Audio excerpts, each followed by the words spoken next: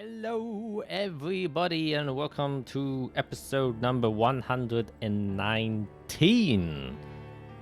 I know it, and Matt posted a screenshot of it to communicate to Felicia. Yeah. That's the only reason why I know it. So that's good.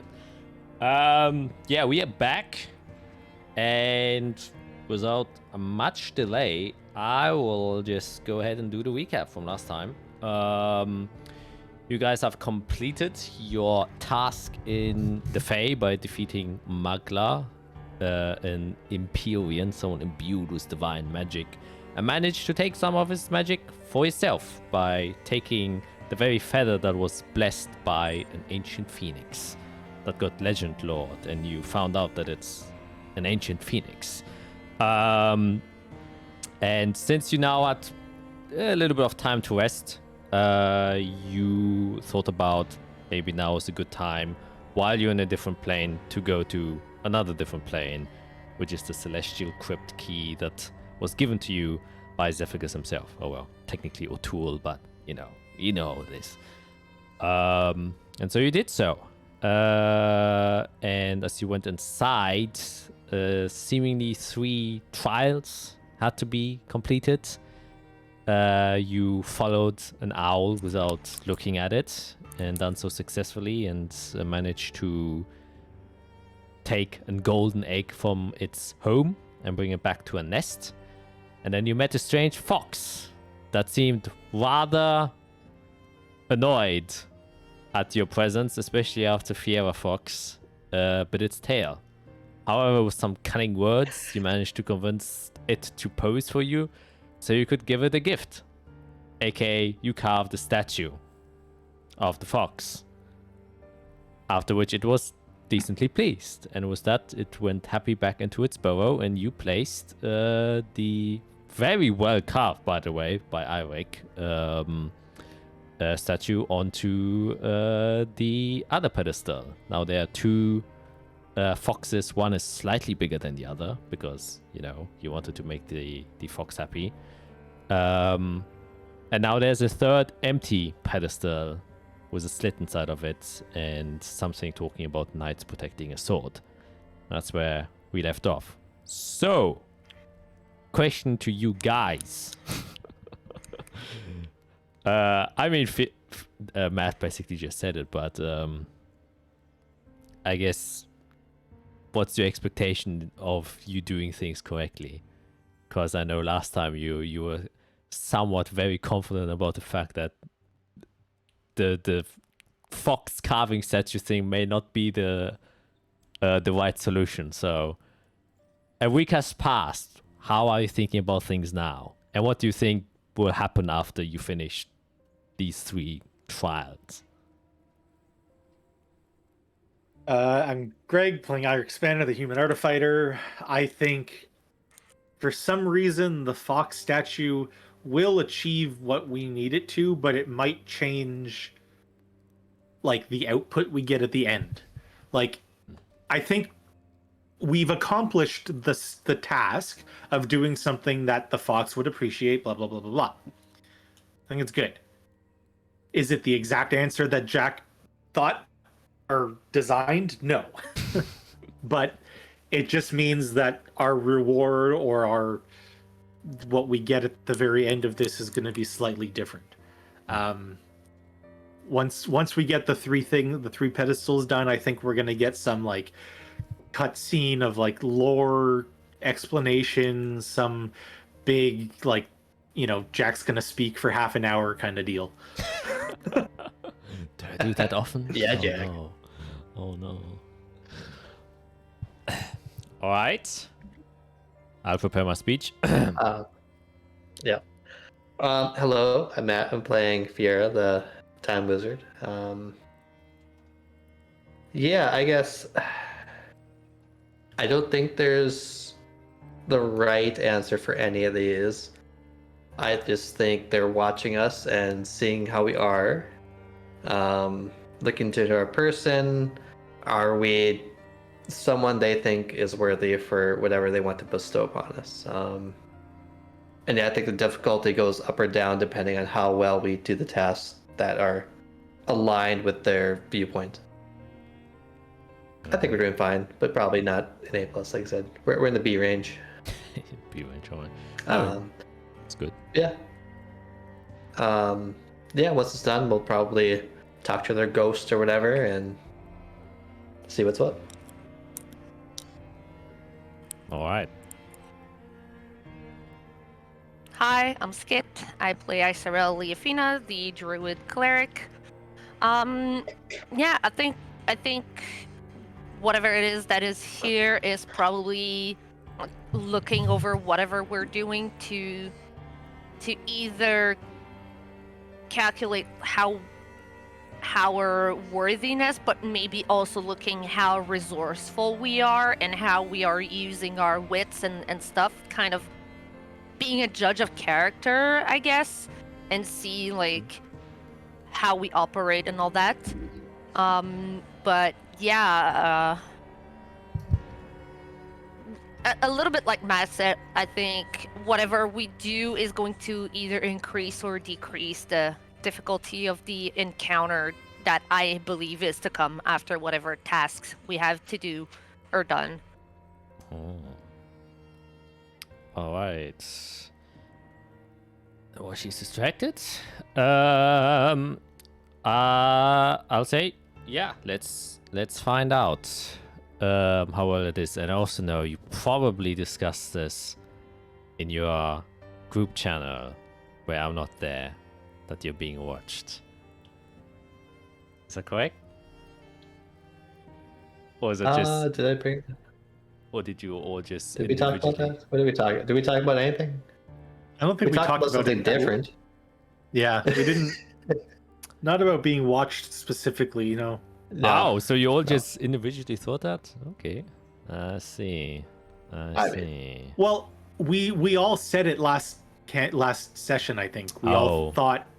True, yeah, okay. But we haven't discussed it. I see. I guess my DM mind reading capabilities are pretty lackluster. That's just how it goes. You can't predict everything. And I also didn't do a new intro. I didn't have the time. Next time. Oh my god. Next time. No, I won't overpromise. I was going to compensate. It was like, oh, you also get a video, but no, that's impossible. Anyways.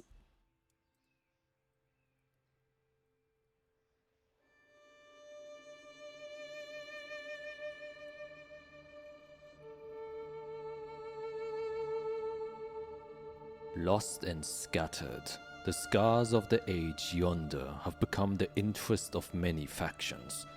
To bring about peace and serenity through holy light, or to bring about the dawn of blood through sacrificial rituals. The ruins of the old world hold the knowledge and the power, which people wish to use to influence and change the world around them. The land is vast and great, and much of the world is still steeped in secrets. Secrets which are buried underneath sunken and forgotten ruins. And after countless calamities, wars, and natural disasters, now in different stages of decay, are the artifacts which hold the potential for peace, but also destruction. Those few which were uncovered are but a fraction of what lies in the world, and with each setting sun, time threatens to keep the lost knowledge and potential hidden forever. Kingdoms rose, religions formed, and wars were fought in the name of the knowledge and power uncovered. And now a new generation of adventurers, heroes and villains have come once again in search for the very artifacts which would reshape the world once again. The holy light will guide us to an age of serenity and peace. An age of safety and resplendence. As long as our faith does not wane, we are to be granted salvation. It is written so within the scripts which our forefathers found. Our engines will be fueled by its eternal fire. It may have been used as punishment for those before us, but we shall use it as fuel for the peace ahead of us. We have marched into hell, and the fire we took will create paradise for us. Alright. And we'll jump in right where we left off. You guys have placed the statue on the pedestal. And with no visible or noticeable reactions after doing so, you are left to your own devices once again. What do you wish to do?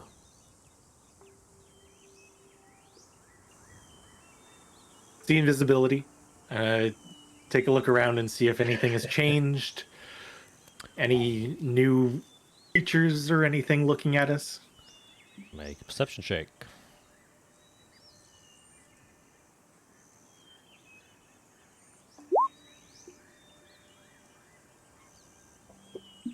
Uh, 26. Nothing noticeable has changed. The owl isn't watching you guys again. The fox seems to be staying buried within its burrow. The only thing you do notice with that high perception check is still like the first time you surrounded or scoured the area, you saw a bit of bright light off into the kind of northwestern parts. And that still remains, though it's a bit obscured by the glowing trees that have like these falling ethereal leaves that fall to the ground. But other than that, everything seems to be the same. Right. Still don't seem to be in any danger, which is good. Maybe.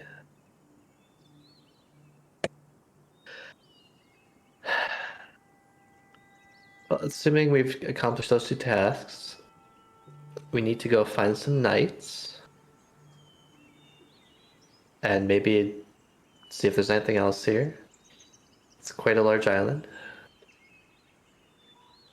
I mean, if we don't really have like a time frame or anything that we need to get out of here for, do you want to just like pick a direction and walk and see what's around?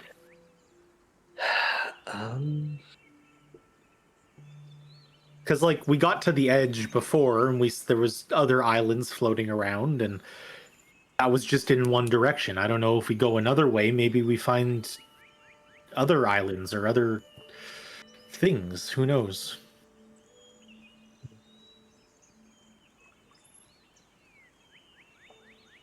Has anything changed since we've arrived, Jack? Is it like less bright? Is there like anything in the sky, like a sun that has moved? Nope. There's just a very, very vibrant and saturated blue sky, much more than it is in your home plane. A lot of white, fluffy clouds flying all around. You still see some very distant, smaller floating islands with roots that seem to have been dragged out of the earth that kind of just dangle down beneath. Other than that, everything seems to be the exact same as before. In fact, the only thing is like everything is unnaturally static because of that. Once again, everything is like very similarly illuminated, casting no shadows whatsoever. Well, there's like small bits of shadows in very occluded areas, but other than that, everything seems to be quite monotonely lit. And now that you're noticing, or you're just kind of feeling it, it's specifically your personal attunement to time, since you're so focused on it, things seem definitely strange here when it comes to time. It's almost like no time is really passing, or you've kind of have a hard time gauging when you're counting how much time is like, has passed. And the other thing you also notice now, you've spent like an hour, almost 2 here. Oh no, a little bit more than 2 hours actually. and you have not felt any like bodily needs. You don't feel like the need to go to the toilet. You don't feel the need to eat. You don't feel the need to drink or anything like that. It's like almost as if how you went inside of you physically has kind of remained and stayed in stasis.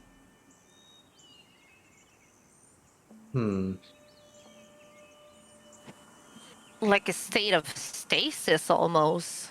Yeah. I can put things in stasis, so I imagine angels can. I could probably undo it, but Yeah, don't I won't. do that. Jesus.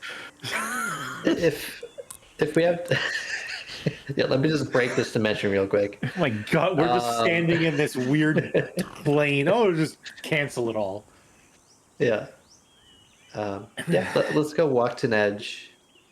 I am curious if there's any signs of corruption here or blight. Yep. Anything that's frozen from spreading.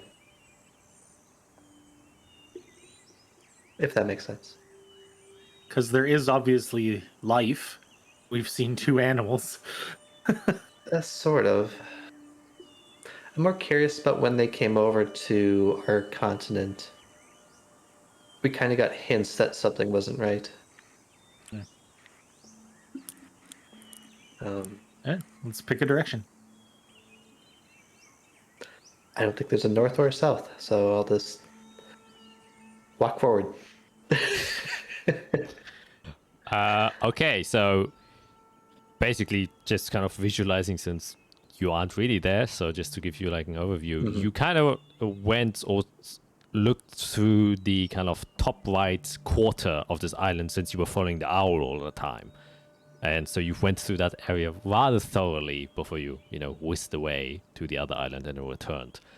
The fox burrow was immediately to the south, if we'll just say that from the pedestal's perspective downwards, was only like 30, 15 feet into the wooded area, so you didn't really go far there.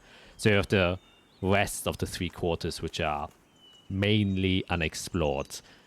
Yes. The lighthouse reference, like I said, is northwest, and the southern hemispheres, basically, you haven't noticed anything yet.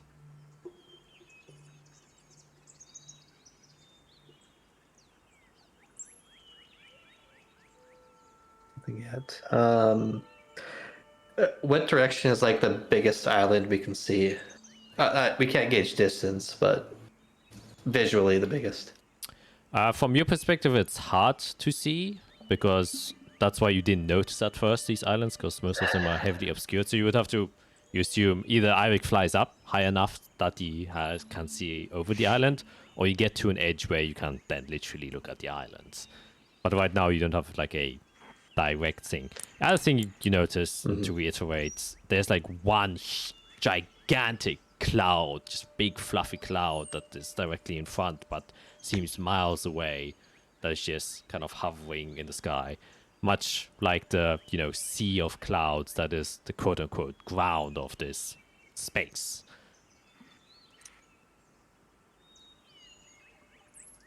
Interesting. I'm gonna fly up like as high as I can get to see, are there any other like spots on this island that we're on that have like clearings where the pedestals are? Like, does it look like there's other locations of interest around? You can make a perception check again. 24. Looking around the area, you don't see any like obvious big ones as where the pedestals are. It's like there are occasional breaks here and there, very evidently you do see those, but it doesn't seem like there are any noticeable landmarks that have been specifically marked or shown. In fact, like now that you know how big the island is does feel like it's a lot smaller than you first felt it. There doesn't seem to be much on here, at least in terms of what you notice. You do notice occasionally some stones that have like small glowing lights surrounding them, and the stones themselves give off a little bit of luminous light, much like the kind of almost otherworldly ethereal trees that you see here that also have like these falling leaves. But other than that, you don't see anything eye-catching per se. Okay. Well, on this island specifically, we could either choose to wander completely around aimlessly, or we walk in the direction of that glowing light that I can see, and we move from there. Glowing Let's light. go to the light. Glowing light, yeah, it seems more inviting than wandering aimlessly. Because it doesn't seem like Yeah. there's anything else going on here that's like obvious to go to. So Yeah. Yeah, let's give it a shot. I think we have time. all right. I'll start flying in the direction of the glowing light northwest, and just, making sure everyone else underneath is kind of following. All right. Are you like flying above the tree line or like between? Yes. Ah, Yeah. okay. Low enough that they can still see me, but high enough that I can sort of, Yeah. get a better view. Yes. It's not like super dense, this forest, so it's like very easy to track, Eirik. And also the reason why you were able to follow the owl was somewhat accuracy, since the sky isn't heavily obscured. And easily enough, you do so. And after like, the glowing lights weren't super far away. They were like, God, what's 500 meters? Like half a mile. And as you walk, so you can see more of these lights, and you get a clearer view, especially because you're high up, and you can very easily see it, especially with your passive perception. It almost at first looks like a set of candles spaced in almost like a, bowling pin way. You can see 6 glowing lights standing there, and like I said, in like kind of shaped like a triangle, but they are humanoidish big, these glowing lights, and especially as you get closer, you can then make more out of the form itself. The reason you had a little bit difficulties kind of, ascertaining what the form is because it's ever moving like a flame, but you can clearly see an arm, you can clearly see a torso, and armor. They seem to be like ethereal knights, but without a head, completely made out of this very radiant but orange, warm, and yellow glowing hue. And they're just standing in front of what seems to be a rather large boulder that is also kind of giving off a glow in and of itself, similar to like the small ones you've seen before. And they're just standing in front of that boulder like bowling pins at a bowling alley.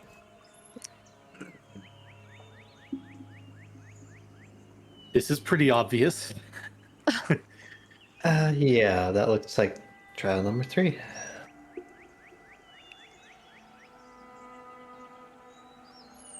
Interesting. I feel like walking up and just interacting isn't the best. So, the faithful knight's protected sword.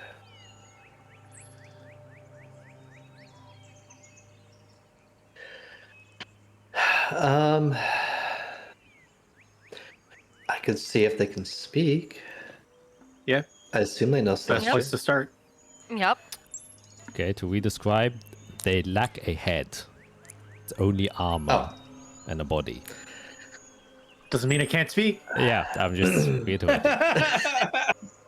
Should I write that down? Lacking a head. Okay, good.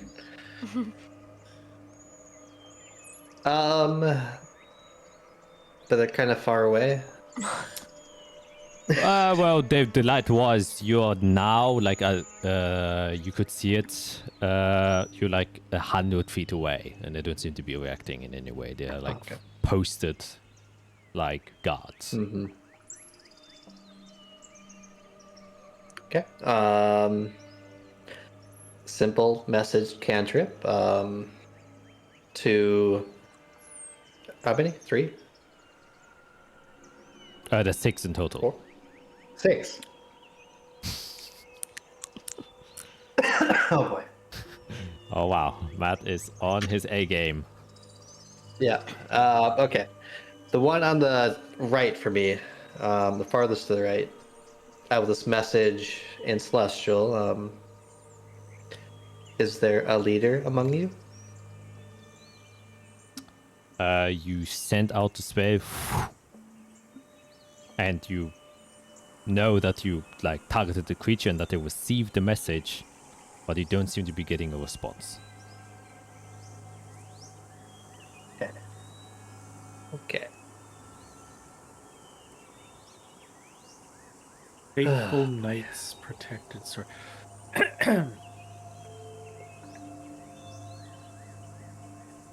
So we have to prove that we're not taking it for malice, that But they don't speak. Is there a sword in the boulder? On the boulder? Around the boulder? I'm gonna walk in a circle around it, like a large circle, because I don't want to get too close to them. And just try to see if there is a sword, like, in the boulder, on the boulder, around the boulder. Try to... Underneath the boulder. Yeah. Yeah, as you kind of approach a little bit closer to also get a view, since Ivik was the only one able to see it, since he's floating up high. As you get closer, you notice that it's at a cliff face. Not a super tall cliff. It's maybe like 20 feet high, and the boulder is at the very end of that cliff face. You can see you can walk on top of it if you go around. You can easily do so. And they seem to be standing right in front of where this boulder is. So you can still make a perception check as you kind of, sauntering around there. There are a couple of trees that slightly obscure the boulder, but nothing directly impeding your vision. Was it 23? You don't see no Arthur-style sword stuck into the boulder. And you don't see any obvious sword around, though you do notice that each of these knights is standing like, salute style, and they each have, similar to their own kind of incorporeal glowing body, a sword that they're just holding in front of them with a burning cloak kind of thrown to the side, but no obvious around. Is each set of armor identical? They seem to be identical, though, the flickering and stuff like that obviously deviates. But yeah, you don't see any distinguishing differences from each knight. Could that boulder be the entrance to a tomb? Or the resting place of a sword? Yes. As an answer to that question, yes, it could be. There's a good chance. But we don't want to steal it. Boy, okay. Why don't we just send Glamour towards it and see if the knights react to the movement? Or if Glamour doesn't want to sacrifice himself, I can just poof in my owl and have it. No, it's fine. Okay. This is silly. You two stay about 10 feet behind me. I will approach and see I'm way if up we can here. parlay. I'm flying high. Okay, fly above me. I'll approach and we can try to parlay. And I'll just start walking toward them. Unless something happens, I'm gonna stop about 60 feet away and see what happens. All right. Yep. You. And I'll be looking from up top to see if anything's moving, changes, approaches us. Yeah. And I'll have my staff at the ready right behind her, just in case something was to happen. Mm-hmm.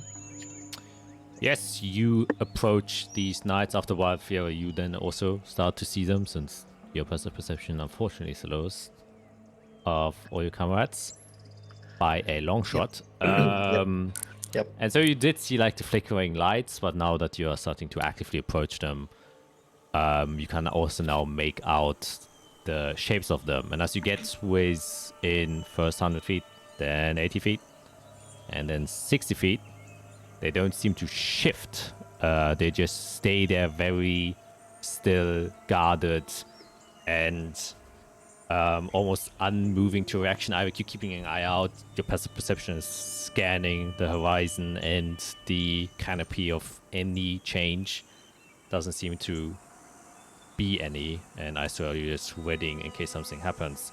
But as you get closer, you have a better view, and this is what they look like as they stand there. Cool. That to me looks like divine fire. If I was to describe divine fire, 100%. Yeah, that's the vibe you're getting. Cool. Interesting. So they're at the ready. Radiant sunlight, yeah.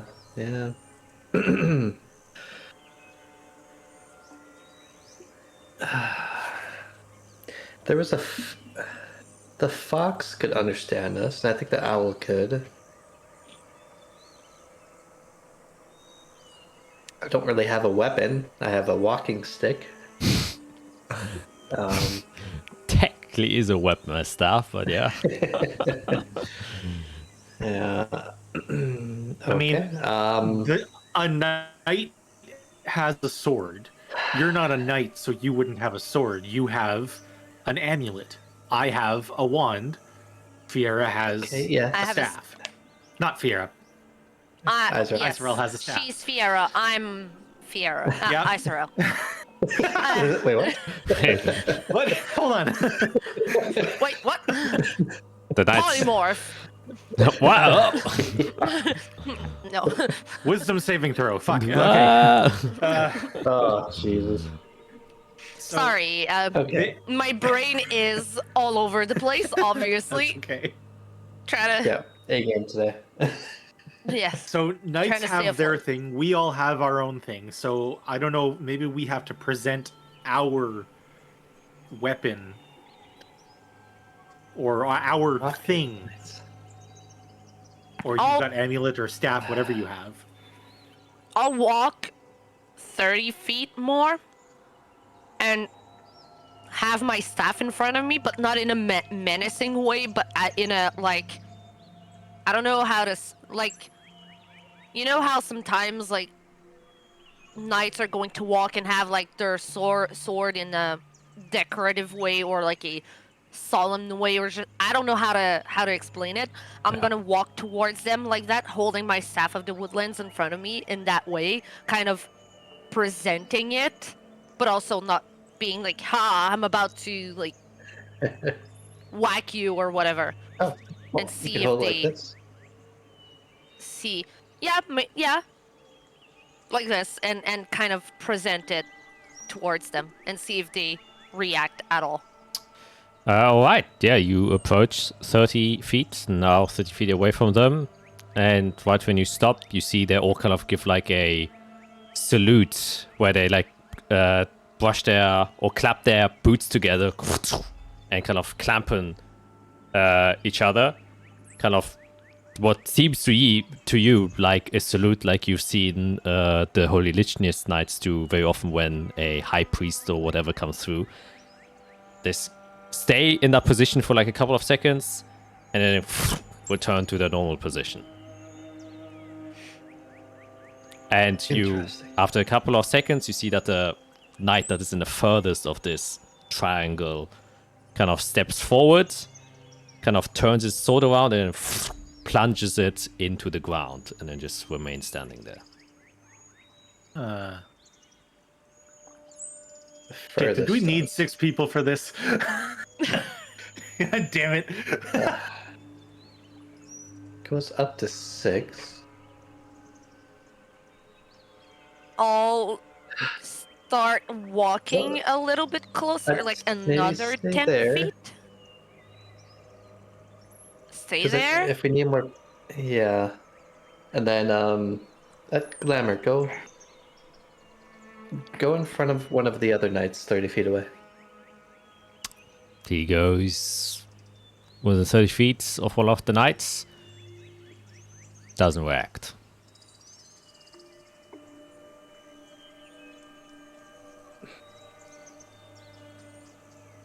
The furthest of that to the ground.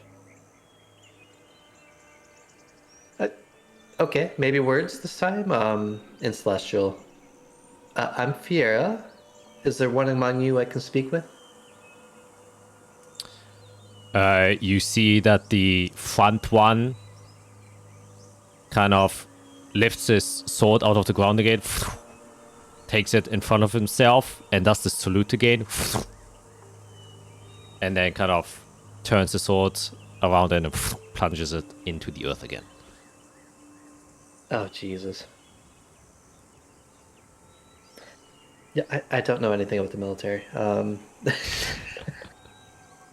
Is that a greeting? Is that, With my Okay, little bit, very, very small understanding of how military works, just because of how, my dad used to be in the military and all that, can I try to kind of understand what they're trying to say with that? Like obviously I feel like it's a sense of, obviously they don't feel like we're threatening if they're saluting, but like try to understand a little bit like what's that song and dance that they're doing right now, and see if I can make sense of it with the very little I know. Yeah, you can make insight check, definitely. Try and like gauge what they might be trying to communicate here. Or like just get a vibe check in general. Oof. Wow, a 12. Oof. Glad I have a +10 on that.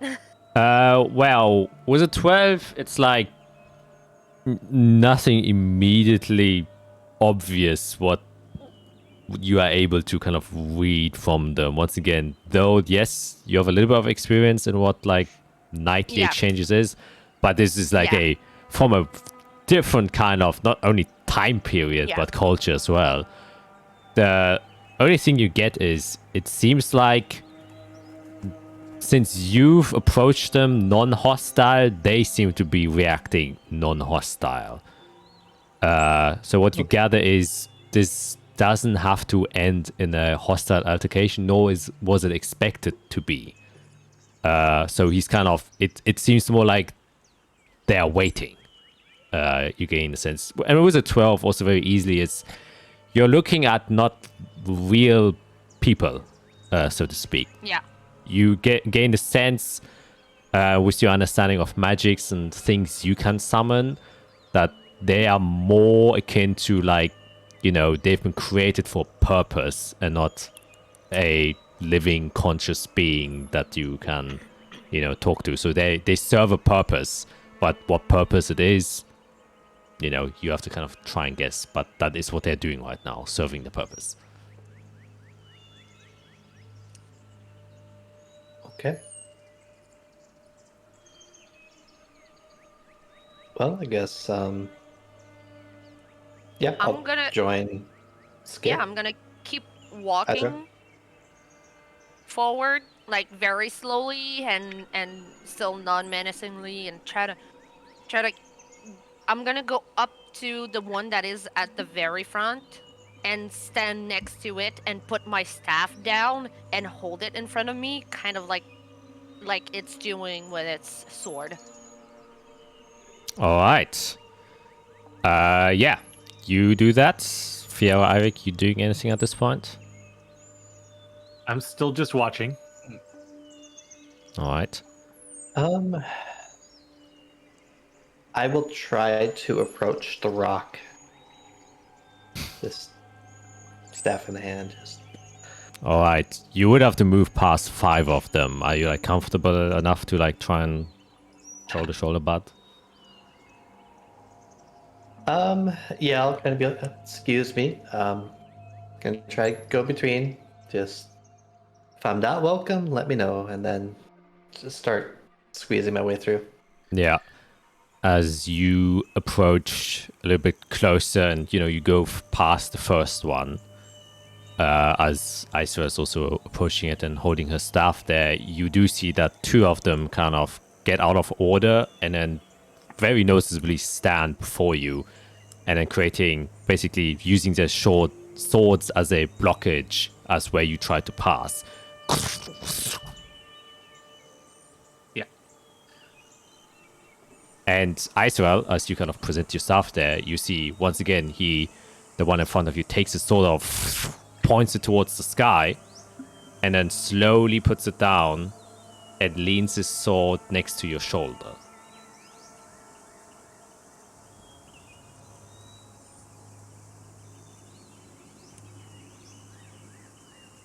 I'll take my staff up to the sky and do the same on the other side with him. As soon as you pick up your staff, he takes the sword away and then plunges it into the earth again. Oh no. Oh no. Okay. Okay, I'll put my staff back down. And I'll actually, using my staff as a crutch, I will put one knee down and bend my head towards the knight. All right. And see what he does. After a few seconds, once again, points his sword towards the sky, lowers it, places it on your shoulder. Couple seconds pass. He lifts it, places it on your other shoulder, lifts it, and then places it on the top of your head. And after that, you see the glowing sword kind of vanishes. And then you have like this golden crown on your head now. And he kind of puts his hand back and then does his salute again, this time but putting his fist against where his heart would be. And kind of just steps to the side.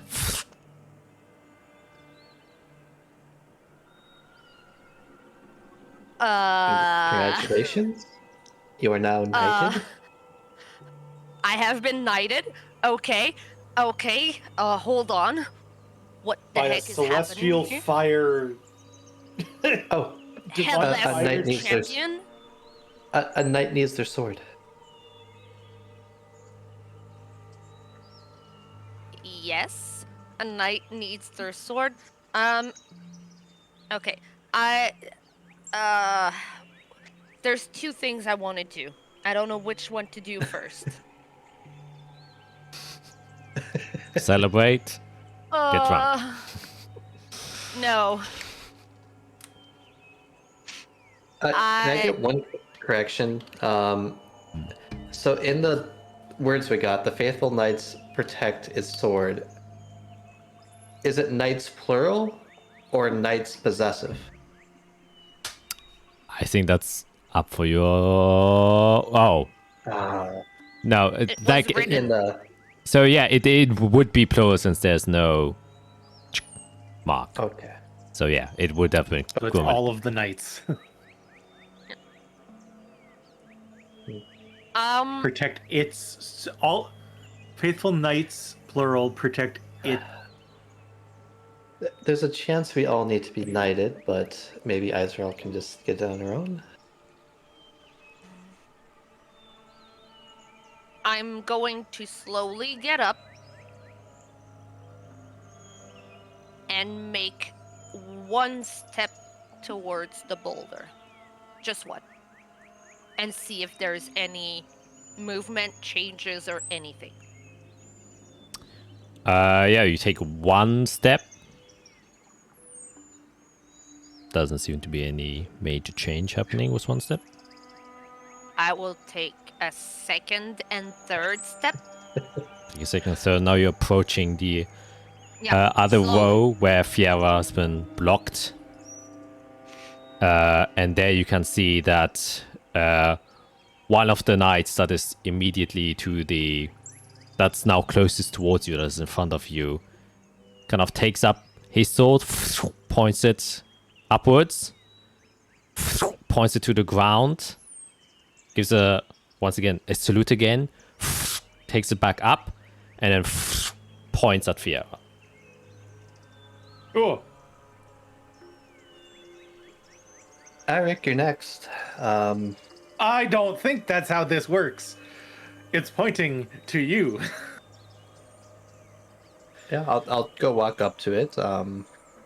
My staff on the ground, kneel like Azrael did. And then same procedure happens with you. First the right shoulder. Well, technically your left shoulder. Your left shoulder.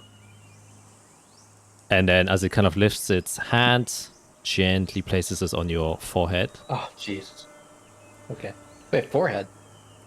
Well, no, not forehead. Top of your head. And then Oh, slowly the sword basically disperses into light and then forms, strangely, a differently shaped crown above Fiera's head. Looks a little bit different than Isorel's. A little bit more ornate.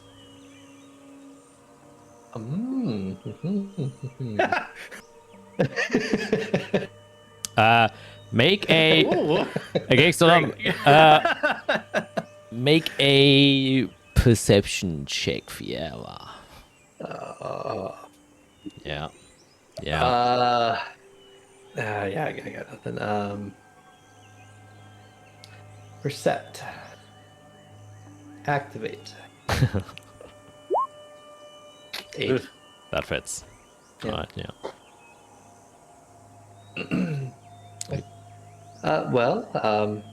We have Glamour and we have Eric. Who wants to go next? Take a step forward first. Oh, yep, I'll take my staff and stand up. Yep. And then I'll try to take a step toward the rock, kind of around. Yeah. Eric, you're still behind, right? You didn't approach any Yep. closer, correct?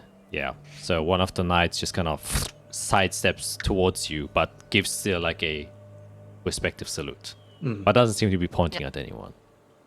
And they also seem to be unanimously ignoring Glamour. Like he's approached in the vicinity, but they don't seem to be acting. Wow. Interesting. Everybody salute for Glamour's ego. Well, Taking a poor hit guy. there. that just means I'm already a knight. Mm-hmm. I am the proven one, right? Well, Eric, seems like it's your turn now. Yeah, it seems like it. And I'll fly down to where they were standing and same thing, just with my wand. I'm gonna take it out and hold it with the handle with the point facing down, and I'll bend down and touch it into the ground. All right. See one of the knights approach you. Once again, sword up, sword to the ground, picks it up, and then slowly lowers it. And just before it hits your shoulder, it kind of hesitates. A couple of seconds pass, and it lowers it onto your right shoulder.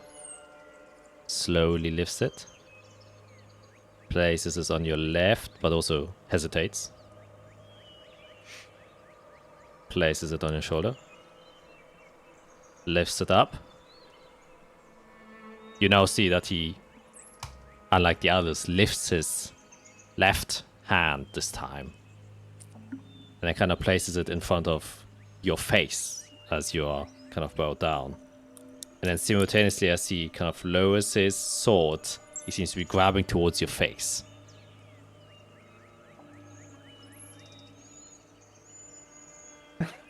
All right.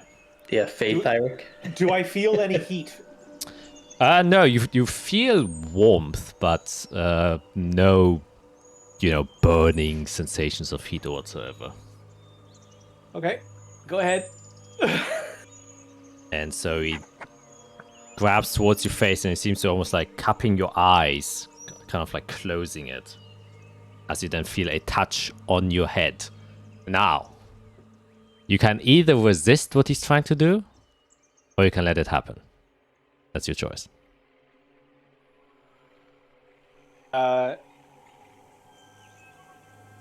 Help me if things go wrong, guys, and I'll just let it go.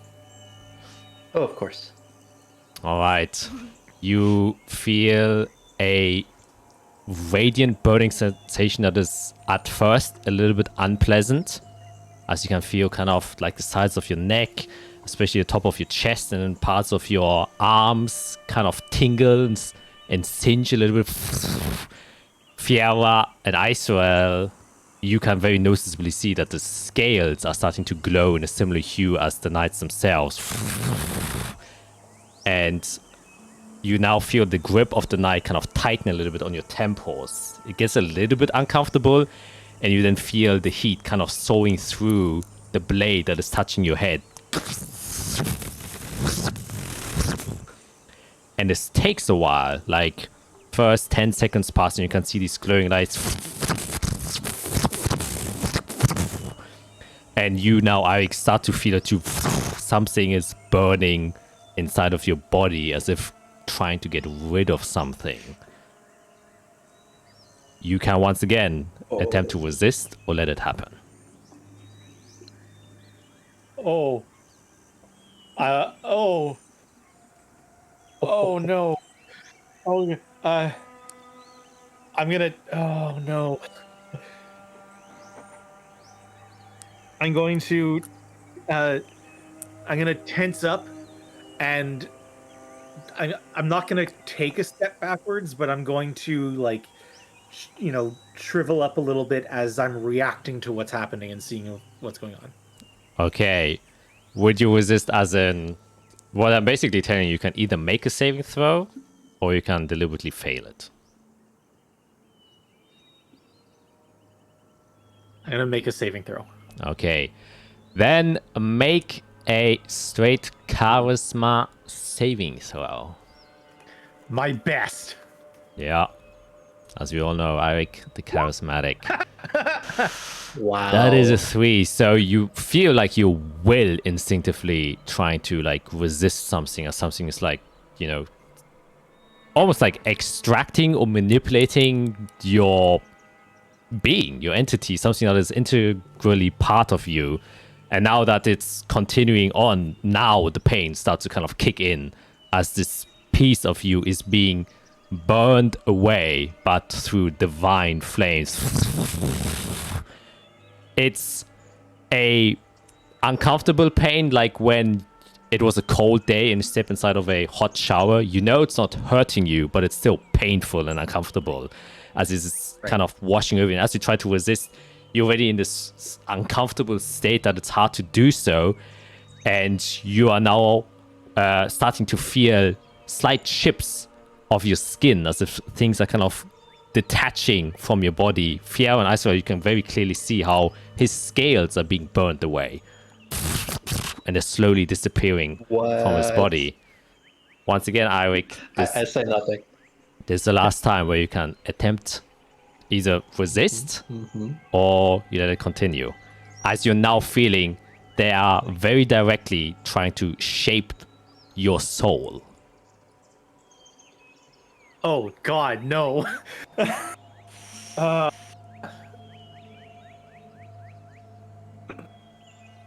try. Yeah, I'm gonna pull away. I'm gonna try to get out of the grip. All right, since now you now notice it's like attaching straight to your core.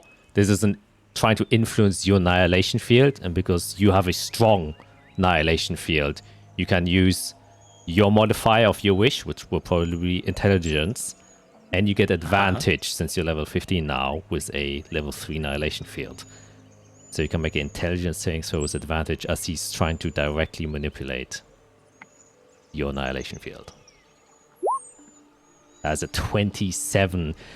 Easily enough. How do you react as your soul is being shaped by this knight? Oh.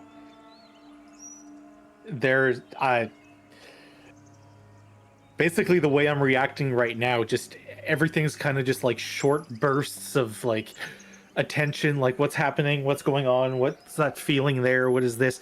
And the annihilation field I will activate, and it basically, the gears around me just start to spin, and just like you see the tension in my body, everything just locks up, and just like very quick jerky movements trying to get out of what I'm being, what's being done to me. Yeah, the annihilation field spreads.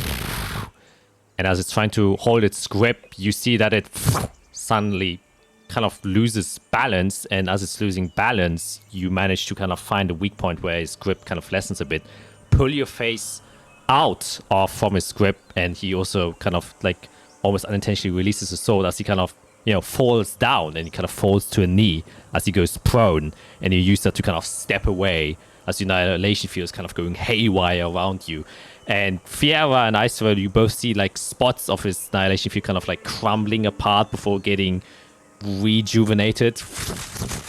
You can see the influence that has happened there, and the burning of your scales kind of dissipate and immediately starts to regrow back. Oh. As you step aside. Interesting. And then I kind of, as it kind of fell prone, starts to like recollect itself and stands up, and then just kind of puts his sword into the ground, and you can see all other knights that still have their swords put their sword also into the ground, and now almost form like a wall around the boulder.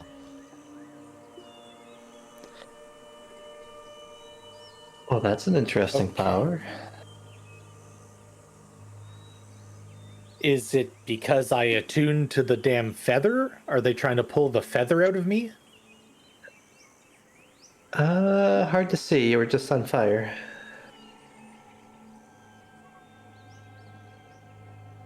Because the feather disappeared, so it's not like divine. I don't think that would be a problem.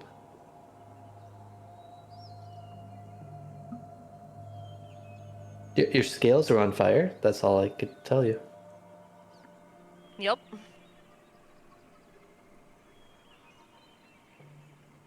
Is it? Are they trying to pull? Why would that be a problem? Are they trying to pull what caused my scales out of me, so that the divine fire is all that's left?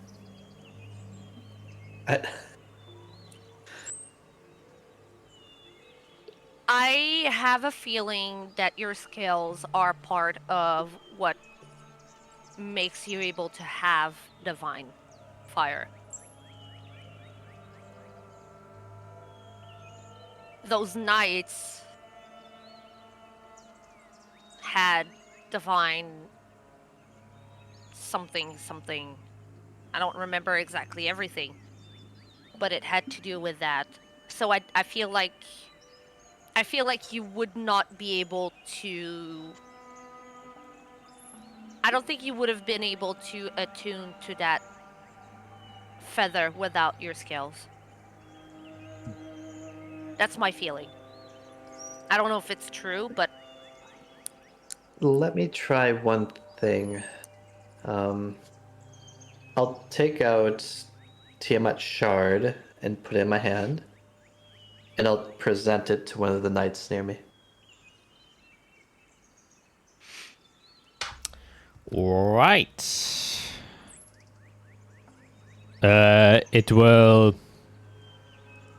I mean, how are you presenting it? Just kind of like holding it up? They're probably a lot bigger than me. Well, a bit. Yeah, I'll just hold it up with my hand, like it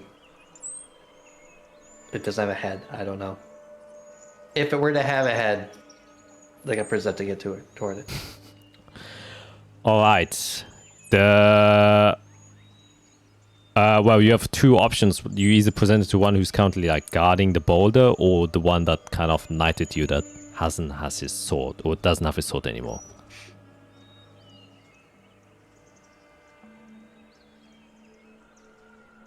Let's start with the one that knighted me. Yeah, you kind of present it towards it, and oh boy, let's see.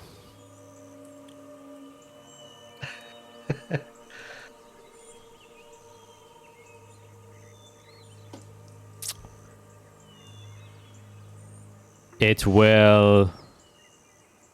Yeah, you can see kind of he lifts his hand, almost also kind of not necessarily grabbing for your face, but just placing his hand in front of you.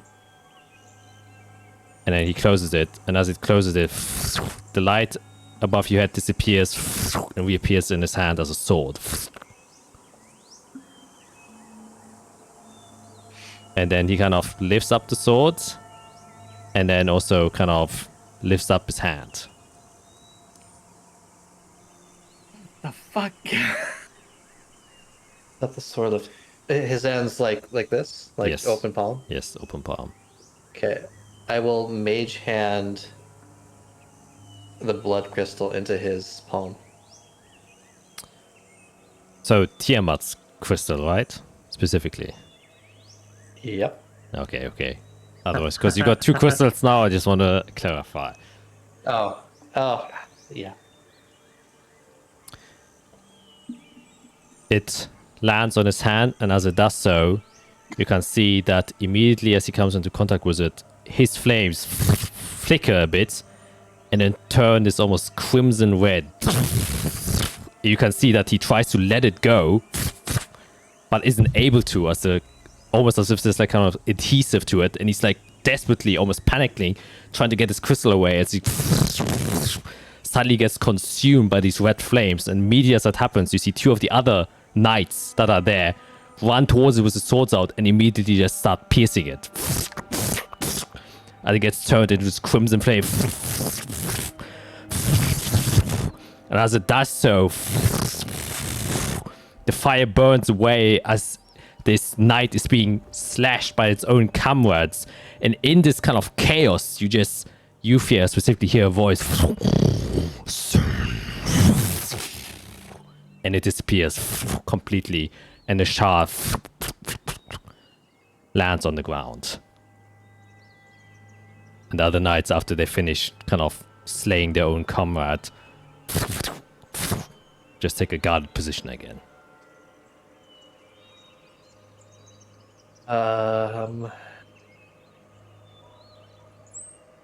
Okay, not the result I was looking for. There's now 5 guards.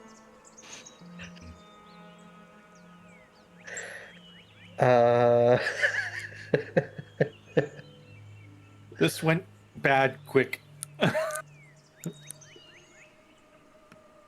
I don't want to destroy this place. Oh, one thing that definitely I could notice. The shard, noticeably bigger.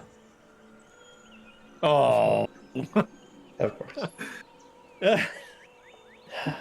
Well, I'll just mage hand that back to myself and put it in my robe.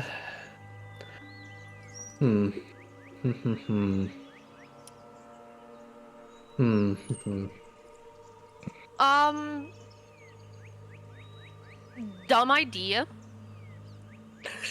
That's what we're doing. How about you guys go back to the pillars, leave Glamour with me so you can see what's going on, and I try to do this by myself because clearly you both are tainted and they don't want to deal with you anymore. I was fine. I just did a poor experiment.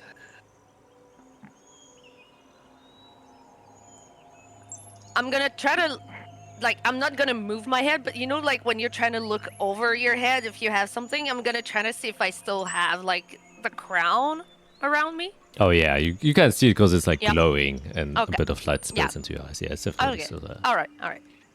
So I still have my crown. Ridiculous crown.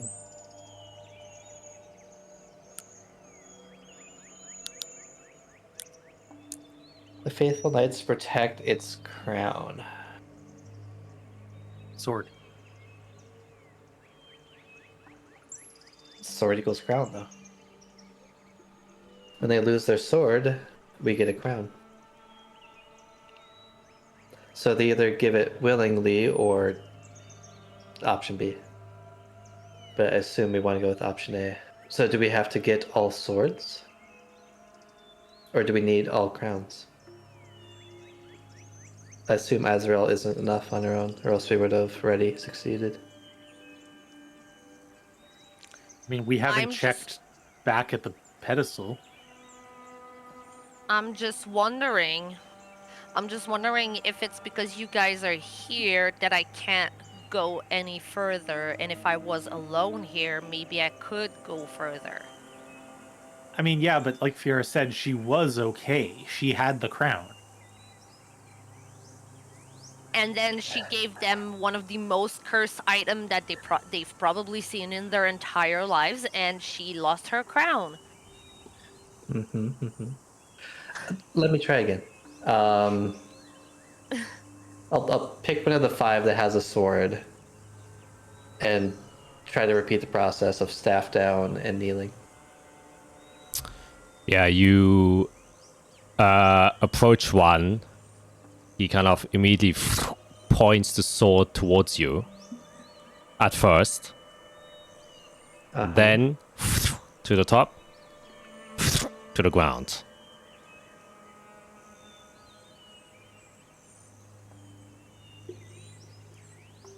Can make an insight check. Oh, jeez. I'm gonna keep my annihilation field to me, so you can do that one. Oh, thank you. Yes. 12. Okay, similar to Israel. The Yep. military. Well, one thing is obvious with the sword pointing towards is like very evident of like, keep distance. You gain more the sense that your actions have broken their trust, in a sense, with what you presented there. And so you gain the sense that you're now just doing the same that you did before. They need some other means to trust. How do you get trust with a thing that can't speak? Oh. Okay.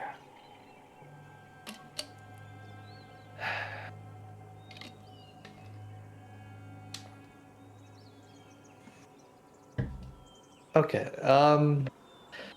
Eirik, you and I will back up and see if Israel can do it on her own. Otherwise, we need to gain their trust. And I'll start walking away. All right, you guys walk away. Israel, what do you do as kind of Fiora and Eirik take a healthy distance away? I will try to make one step forward and see if they try to block me or if they move or like what's their demeanor towards what's happening now. Yeah. You see as you approach once again, the one guard that's kind of, stepped aside to meet Fiora goes back to his position to block the boulder and returns to his guarding duty. And he does not seem to move from his station as you approach. Still kind of creating a semicircle with the 4 people that are there, and then the one that has given you a crown is kind of just still standing beside you. Okay. I'm going to walk a little bit more and see if there's any that try to come and block me or anything. And I will have my staff in my hands like this as I walk forward, kind of presenting it in front of me. Yeah. You see they kind of do the salute again as you approach, but as you try to cross them, they put their swords in your way, also blocking you from approaching. Okay.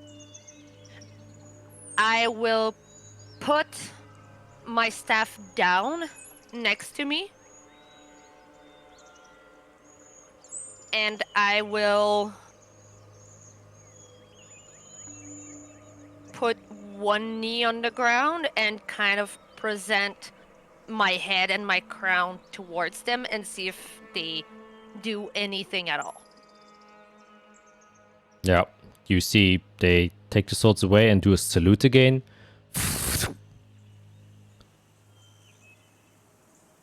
And they seem to remain in their kind of saluted form. Okay. I will leave my staff next to me, and I'll get up and see if they move. as you get up. They don't seem to do anything. Okay. I will take one small step forward and see if they try to block me again. And if I feel like they're moving, I'm just gonna stop in my track. I'm not gonna try to Yeah. push past it, basically. Yeah. As soon as you make movements to approach, the swords block your way again. Okay. I will walk one step back to try to reevaluate what I'm supposed to do.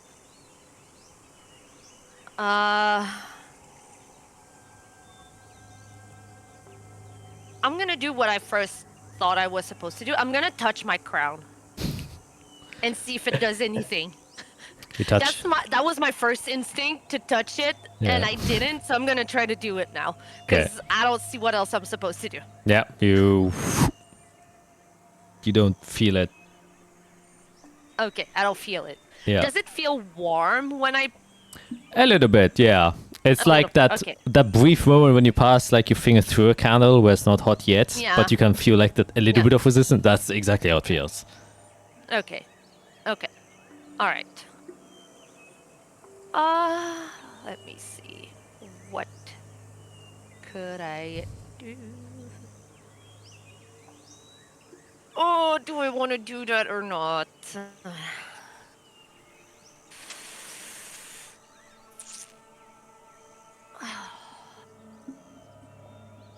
It's an angel. I'm trying to remember. Did it fight with us?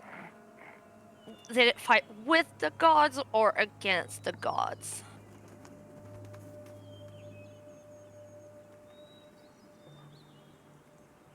Shit. Ugh.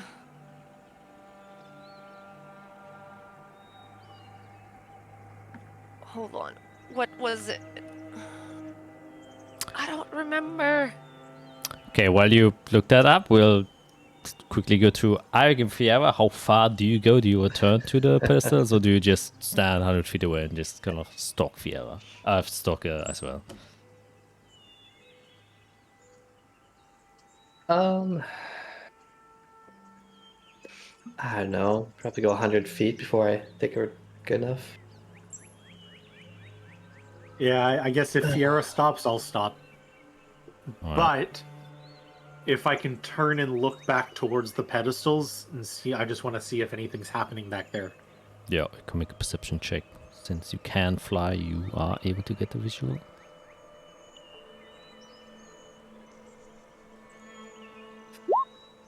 $14. Nothing noticeable. It's like it's far away, so if there was like a small change, like if the text, for example, changed, you wouldn't be able to notice it from this far, but nothing grandiose. Okay.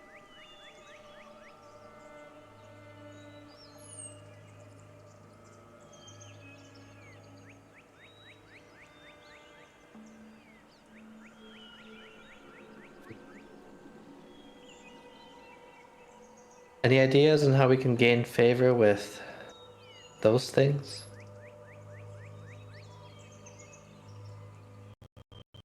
I didn't like that you had a thing. Well, didn't like that Tiamat absorbed their divine essence and destroy them? No? That was bad? It didn't like that I have some sort of something going on. And that sort of something could be the rip of Tolvar. Well, maybe. I don't know. It was the scales that it... But Tolvar When I had the accident... specifically- well, his order went against sinners, specifically. They guarded the gateway. I'll let y'all make like a history check. Unless we're... Okay. Because obviously your characters would have some context. Oh, Jesus. Martha.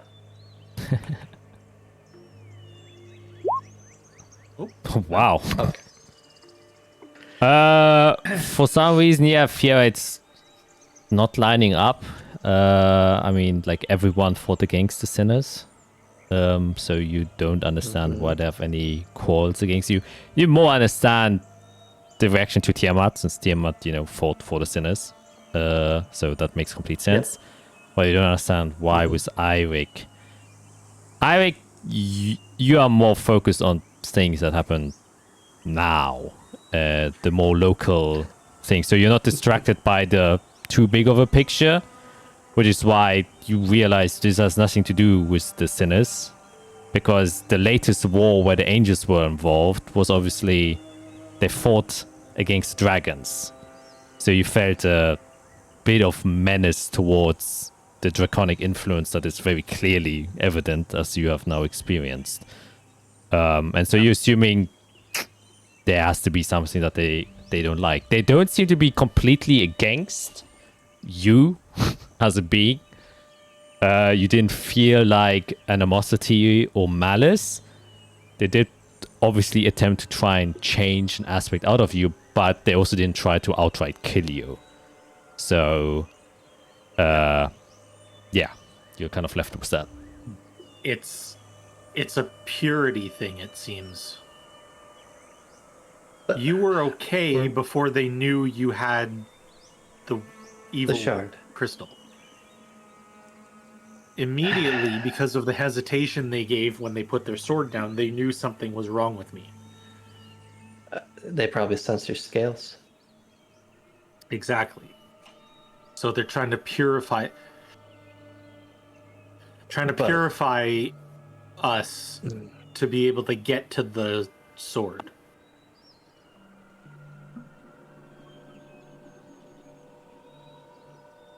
Yeah, I imagine to get to it, since Azrael is still being blocked, we all three need crowns. We all three need their swords. I can try to make a bid for them, tell them what our mission is. Let them know we're working against, not with. But I don't know what to do for you. We need to gain there. How entirely certain were we that we weren't going to come out of this damaged? Like when we leave the key. Oh. I don't know.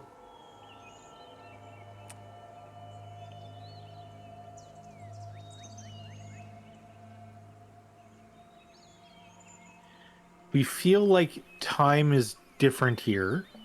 We feel like how we came in here is how it is going to be. Huh.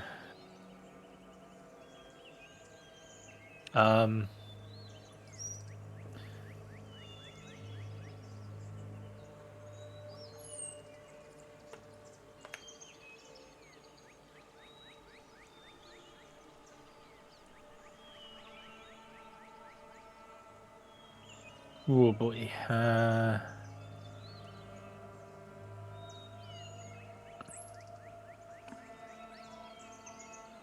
guess I have an idea. Well, we should. Here, I'll cast a message and reach out to Azrael. Make any headway? I'll answer. I might have an idea. I'll let you know. Okie dokie. Bear with me for 1 minute, Fira. I don't mean this isn't like trying to be evil or anything. Can I cause damage on you to see if the damage takes? Are we capable of taking physical damage here?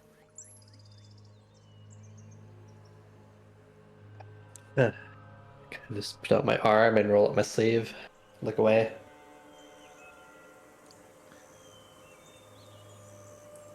I'm going to... I'm just going to take my dagger and just like scrape it along her skin so that I'm not digging in and actually causing like blood to come out, but you know, when you like almost like a burn, Yeah. how you can see that the blood's trying to come out, but the skin is still intact. I just want to kind of like scrape the dagger across her arm. Wow, I feel like that's way worse than just a cut, but okay. You can definitely do You're that. basically I'm, like, waiting scratching for the her cut. with a knife. Yeah. So are you willing to cause 1 HP of damage is basically... Yes. Okay. Yes. So yeah, you kind of do that carefully enough where at some point here it does hurt. You don't start to bleed, and everything happens here physically as you would expect it. So like the skin is coming off, as gruesome as that sounds, and Fiera is feeling the pain. Ow. You'll be fine. Okay, yeah, that's real. 1 HP. Yeah. Tag. Okay.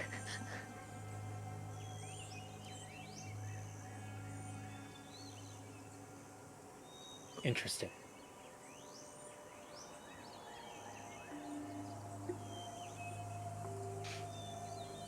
So we can take damage. Mm-hmm. God, at this point in time, I'm just... I don't know why I trust the process. Like, I kind of want to just go and let them do what they wanted to do. I mean, I understand why you pulled away. I wasn't gonna say anything because at the end of it, I think it was to be yourself. It was to be a different self. I've been a couple different selves in the last little while. So it's not new that something's going to change me. I mean, I'd be concerned about losing the scales aren't the power source to my magic. It's what's inside. It's your soul.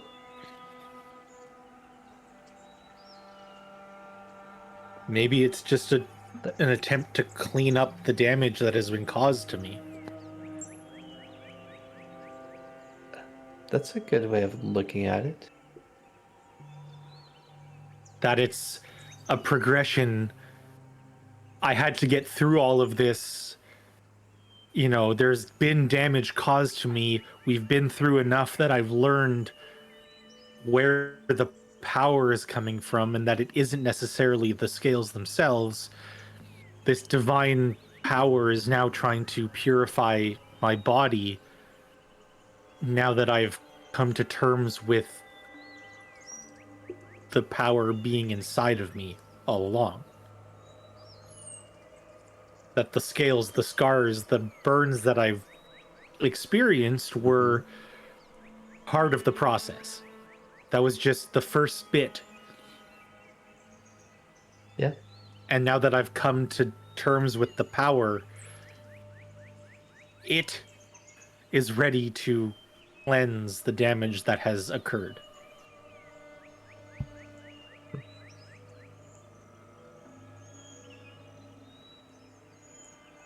I think you're right on point. I don't think it will hurt you.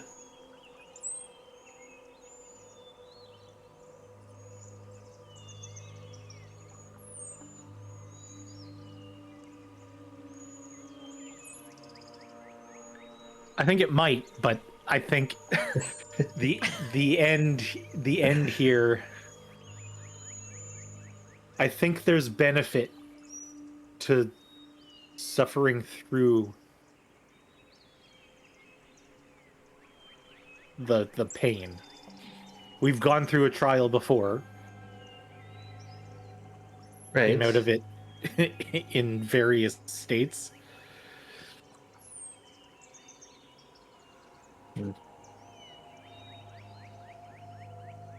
The best way to put it is you're like an ignite, right? So, you know crafting. You have to trust those who have their hands on the hammer that's shaping you. At points, you're gonna be weaker, but at the end of it, you should be stronger.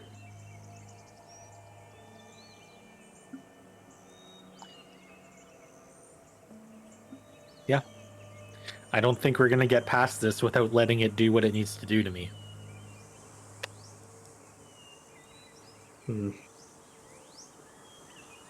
Well, let's see what Azrael's up to. Maybe she has an idea. And we segue over to Israel. Smooth Yes. transition.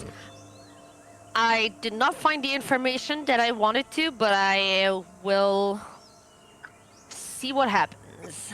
All right. I will take out of my pouch the Eye of Sylvis, and I will present it towards the knights that are in front of me. My staff is still on the ground. I have not picked it up. And I present the Eye of Sylvis towards the knights. All right. You see, the one knight reacts that doesn't have a sword, the sword of which you have currently as a crown, and it kind of reaches out, just kind of presents his hand.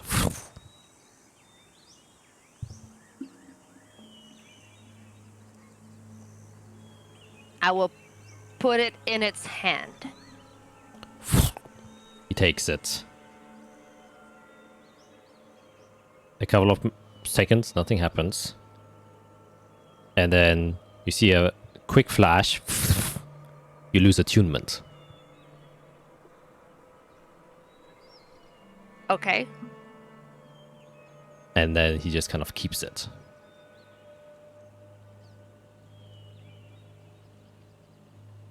Oh boy.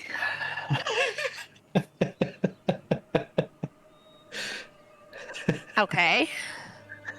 Ask we're back.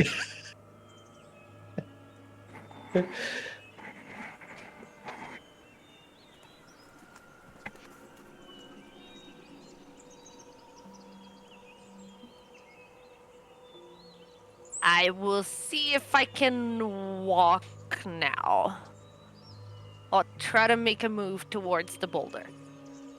You move there. The swords still block your way. Okay.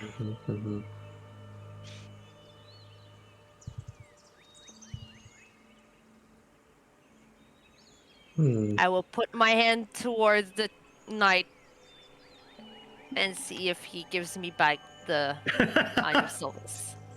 Oh no. He will kind of reach it out towards, but he'll take his other hand out.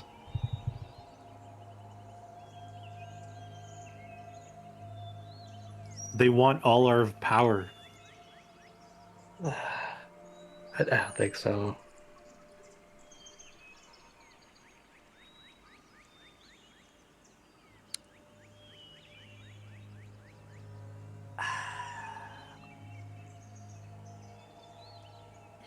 God, we're missing something.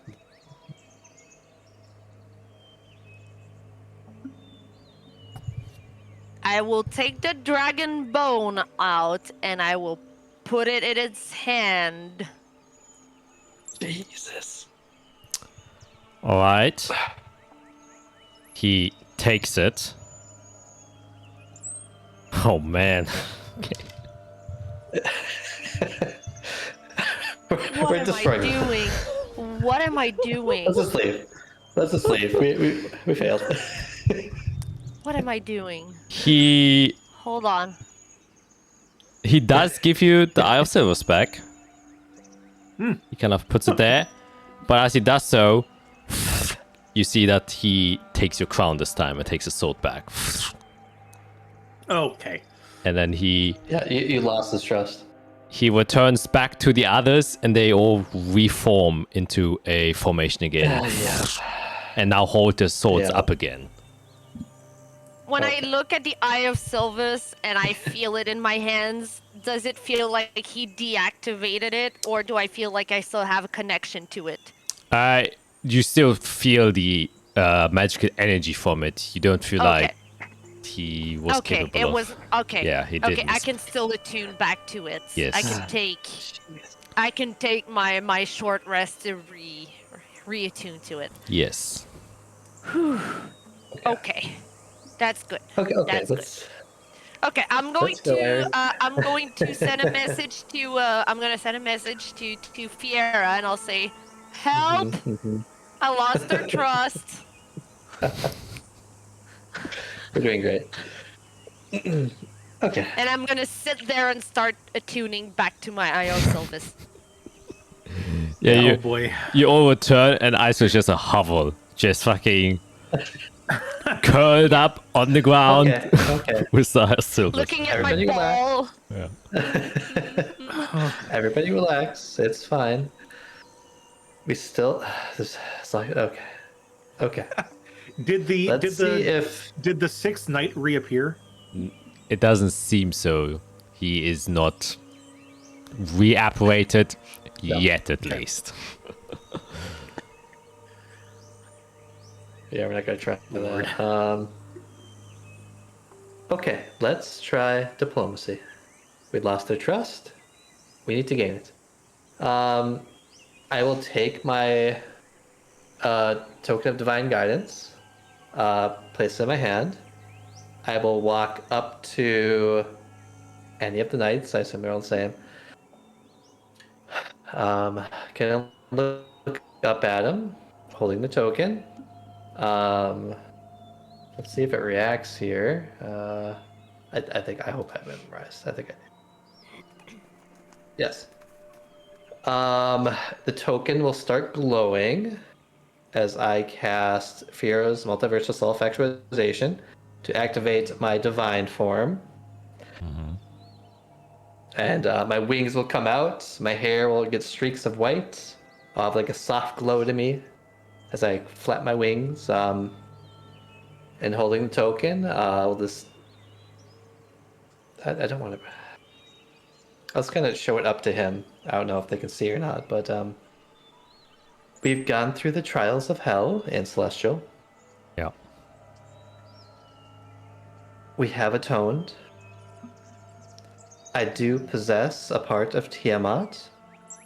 There are sinners trying to wake her up. Our quest is to stop them. I will not let her power stop me, and I will not wake her up.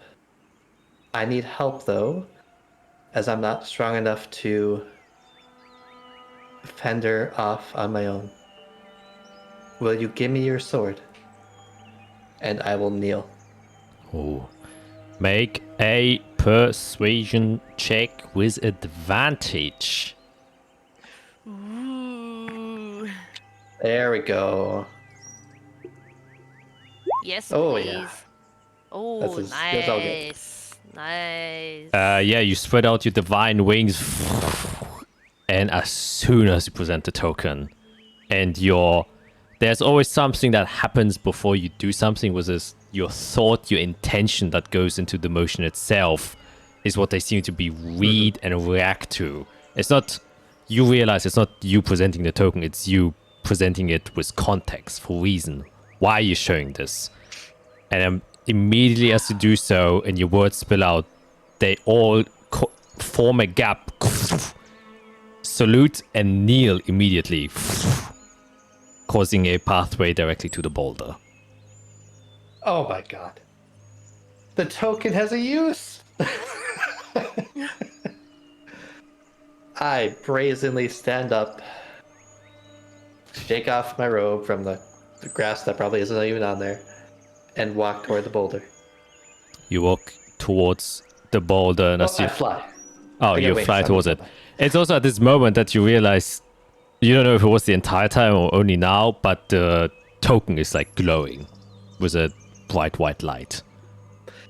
Yeah, I usually make it glow for the spell, but I guess it's probably continually glowing on, so... Yeah, you aren't quite sure if it was like before you took it out or if it's just, the entire time as you kind of are presenting this. And you step towards it, and as you do so, the token starts to glow even stronger, almost like a beam of light that kind of shoots out onto the rock, and the rock just kind of turns to dust, revealing a brilliant golden sword that was encased in the stone that now just only sits several feet into the earth itself, and it's a long, long sword, almost like a great sword that's just sitting there. An extremely ornate handle, and you can see like the handle itself has like several discs, you could say, but it's like a extremely long handle, longer than you would expect for a normal sword, and a very nice golden trimmed guard that is there, just sitting there to be picked up. Hey, do I think I can lift it up with 7 strength? You think you can try in your celestial form? I think Fiera is confident in this moment that she thinks you can do anything. Okay. Okay, yep. Put the token back on my arm. Kind of hover above it, wings flapping for extra oomph, I guess. Yeah. I don't know how to hold a sword because Fiera doesn't use weapons, so I'll just, 2 hands and try to fly up with it. Yeah. As you touch the sword, you almost feel like you're hearing like a choir singing, like these beautiful voices in your heads, and you feel this comforting warmth, this ever-embracing power that just surrounds you, almost as if confirming every right thing you've done that was in benefit of the Celestials. You feel a pride, a connection, a belonging to this place for some reason, and that you should always be in service of the light. It is the very power that has and will always protect you as you grab the sword. And it feels almost weightless as you kind of pick it up. Smooth like butter, it comes out of the ground, and it too glows in this very golden yellow light as you pick it up.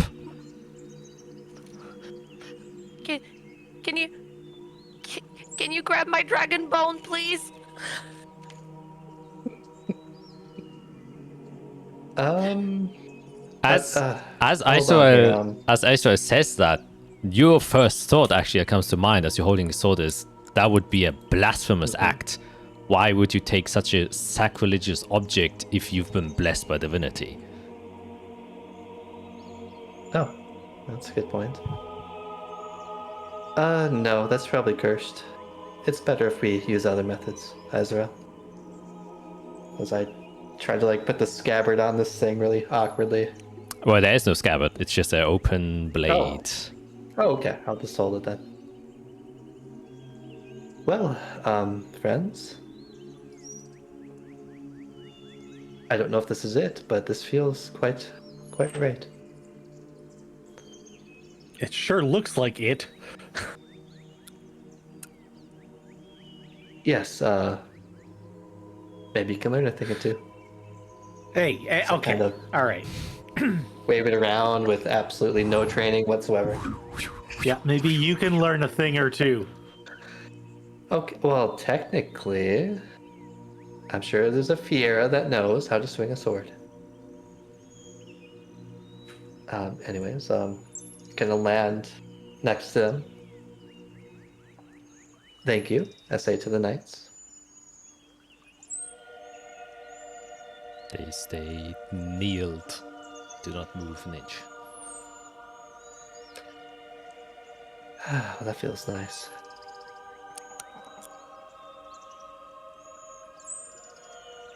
I will go Well, towards the frickin' knight that has my dragon bone, and I will kneel in front of it, and I will put both of my hands in front of it, and in common, because I don't know Celestial, and at this point, Iso is desperate, I will say, could I please have my bone back? I have never used it to do wrong. I have vowed to bring as much peace and as much good as possible to this world. And this bone has helped me tremendously. And I just stay like this. Oh man, it's kind of it's not so weird. It's like your dog. Please get out my bone back. Please give me my bone. Make a persuasion check with disadvantage, and the DC is 25.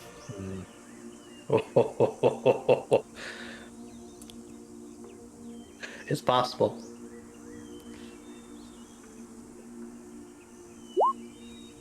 Oh my gosh, I Wow. had a freaking natural 20. Oh boy. Really? Yep. They are not budging.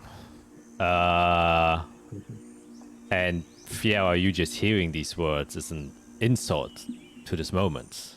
How could one kneel to such a power to try and get a fraction of it? If you are blessed, this is not the way you should hold yourself. You should hold yourself with pride and respect when confronted with divinity.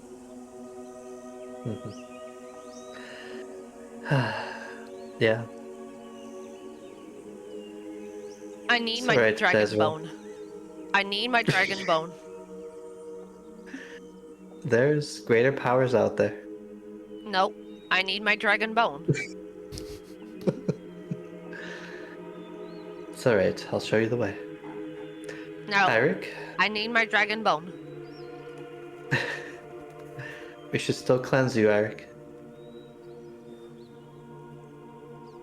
You can just point toward one of the angels with the sword. Or knights. Hi, Cyril. I think.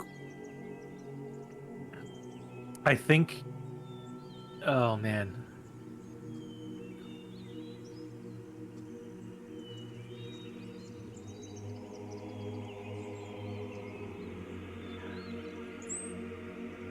I think they're trying to cleanse all of us from our connections to dragons. They're trying to cleanse us from anything that has to do with nature.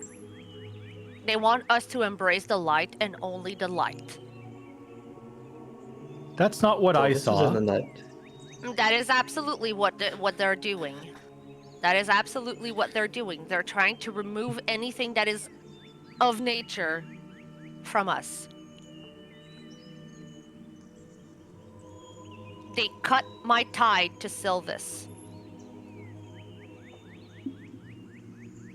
You got it back. I had to give my dragon bone to get it back. They do not want us to be connected to nature.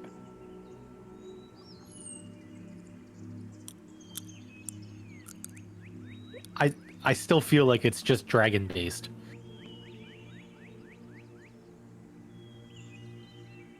Fiera gave them the Tiamat crystal.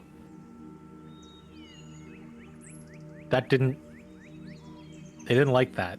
So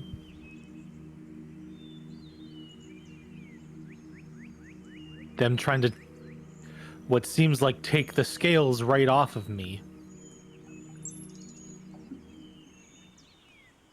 Which we should finish. I don't think so.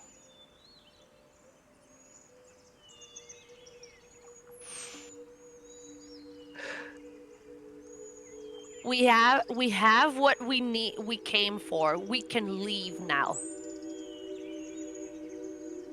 We have the sword. We can leave now. They are not trying to stop us from having the sword. We can leave. But we can't because you want your dragon bone back.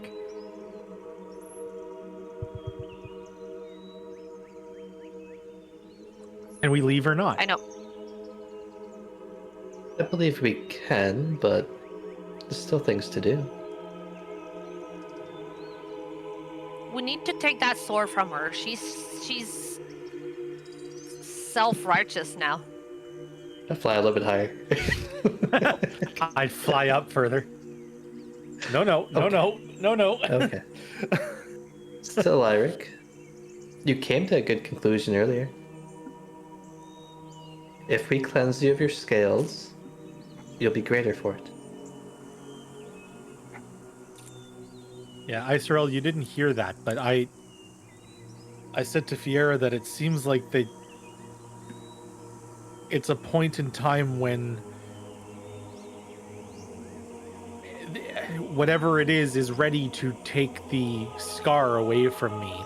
I've come to terms with whatever has happened to me, the changes that have happened, the powers I've gained. Tolvar disappeared after giving me powers. It's inside me. It's not what has physically happened to me. That's... I can understand that. The thing is, without my dragon bone, I lose all of my fucking charisma.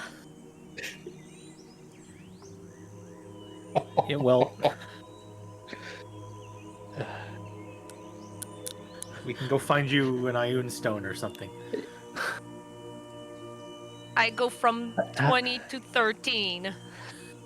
Oh, that's not that. Well, that's a big hit. But... It's a huge dip. I lose everything that I've used so far. And I go back to being useless. Well, that's a bit much.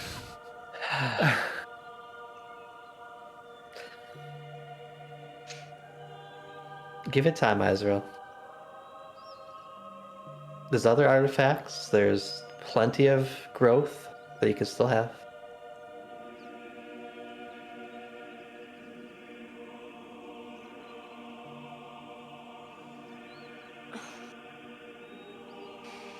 I will leave my dragon bone behind if we leave all three of us now.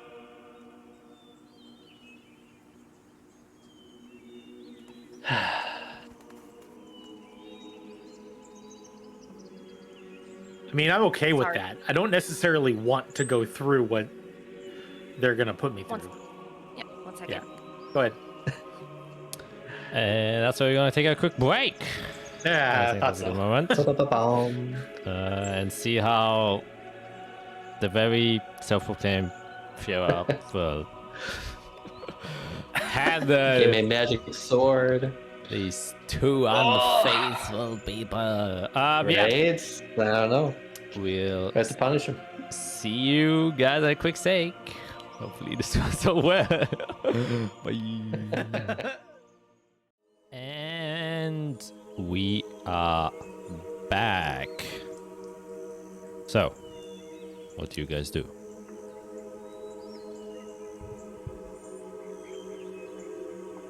Well, we have options. Eirik, I still think you should go through with it. But I also need to identify the sword because, well, I'm curious. Yeah, I'm of two minds. I'm interested to see what's going on Mm-hmm. because every single thing that we've done has led to a new, New chapter. a new result, a new chapter, yeah. On the other hand, we're in a weird other plane area place. Weird divine shit is being done to us. We don't know what's going to happen leaving. But so far since we've been here, it's been peaceful. It's been kind. They've done nothing but try to help us. Just like Arsacian. Yeah. Another angel.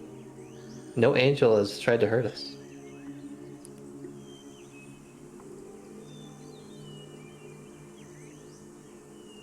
Yeah, that's true.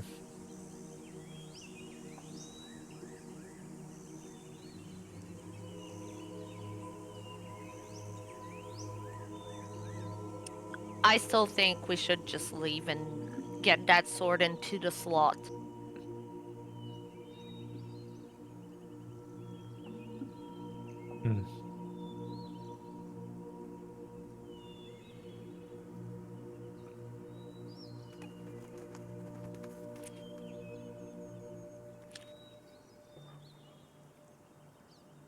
I kind of want to do it though.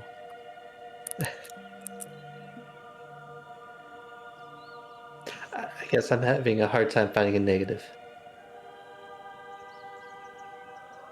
My whole thing I- recently has been being more direct with the choices being made. Mm-hmm.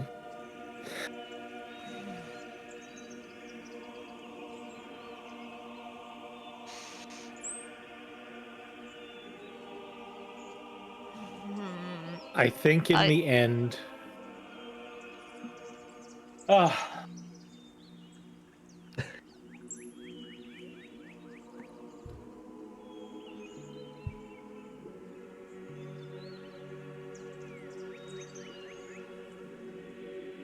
I've died. I've. Yes. There's been so many changes. I'm not going to live anywhere near long enough to see anything that we do actually take much effect of anything.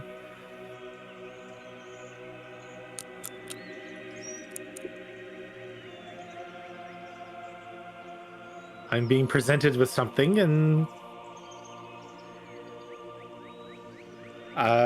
deal with the consequences of it after the fact.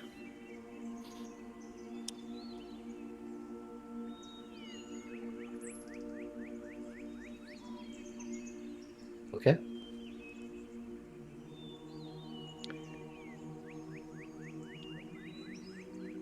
Sorel, I know you don't want me to, but I want to just make sure that whatever choice I make here, I still have your support and trust. You'll have my support and trust, whatever you decide. I will still think that it's a bad idea. That's fine. That's fair. I'm intrigued at this point. As long as we stay together as a group here. Oh, of course. I know I've given pushback to other decisions that y'all have made before. Or wanted to make before. But I still put my faith and respect in all of you. Absolutely.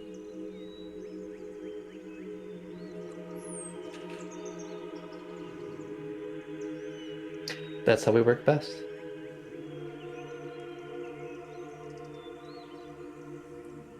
Okay. I'll walk forward towards the knights. I will have my hand on my Staff of the Woodlands in front of me, and I'll be waiting. And I'll try to replicate one of their poses with a sword. Okay, this overly sized sword. And yeah, you walk towards one of them. And he kind of gives you once again a salute. Sword in the air, sword on the ground. Same thing with my wand. Up and down. Alright. And I'll bend down. Okay. You bend down. And a few seconds later, the sword lifts up and slowly places it onto your shoulder. This time with no hesitation.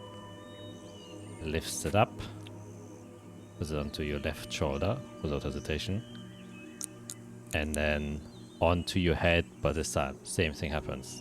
His arm immediately goes towards your face and then covers your eyes, and you can feel the same sensation wash over you once again, as if it's influencing something within you, and I will once again ask if you would like to assist. Nope, I'm gonna even push forward into the hand. Alright. The celestial flames course through you. You can feel it how it gets deeper. You can feel the twinge and searing at the side of your neck as it feels like things are peeling off.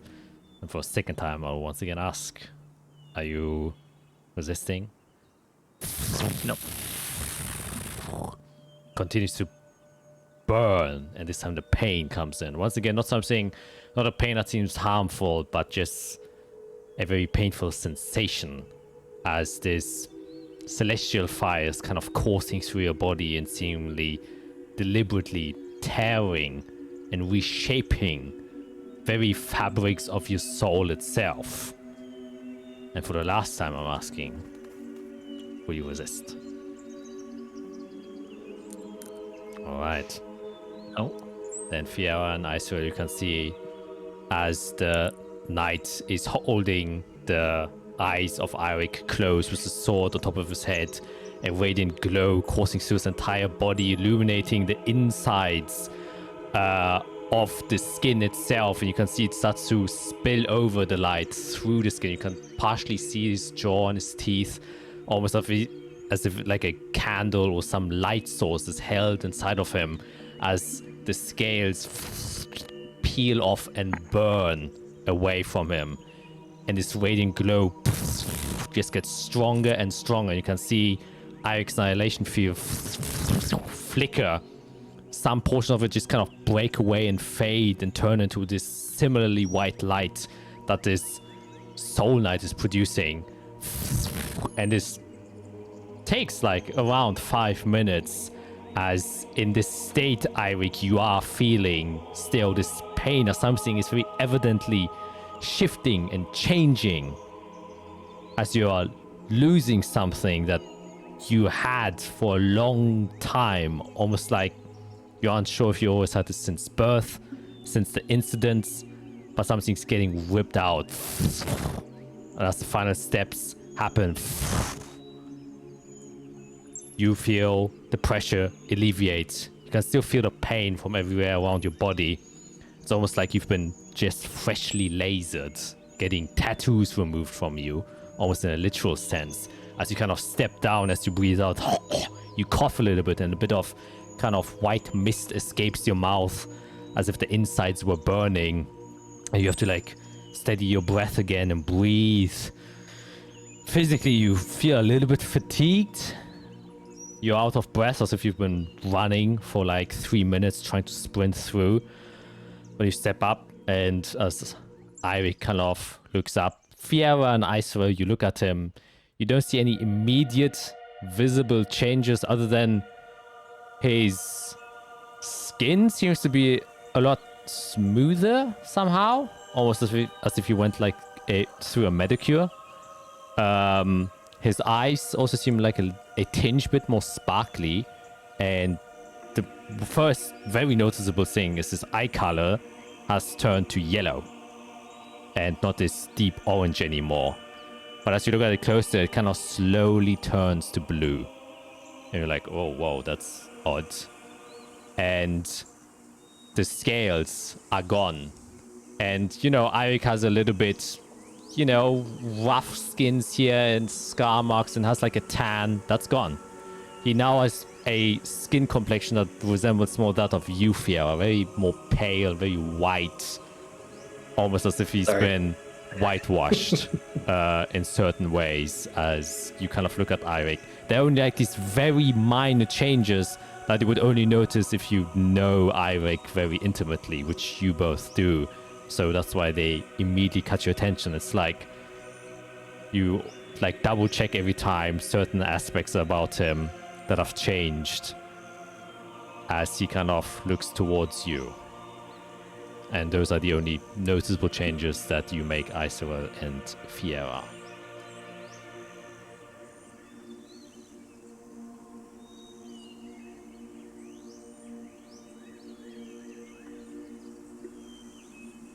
Well done.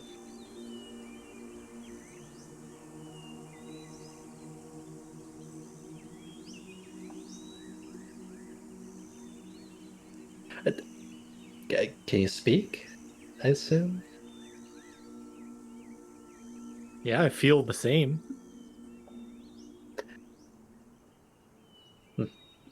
That wasn't unpleasant. It was, you know, discomfort that I've kind of felt before during doing certain things, but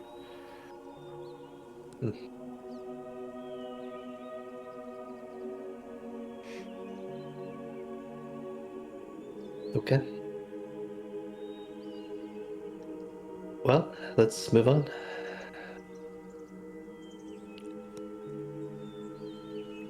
No. I guess point us toward the stone structures. All right. As you're kind of all looking at each other for a brief moment, and then you decide to walk towards there. And you do so. And as you walk there, I would like to ask you, Greg, to get rid of Architect of Fire. You don't have that ability anymore. Oh!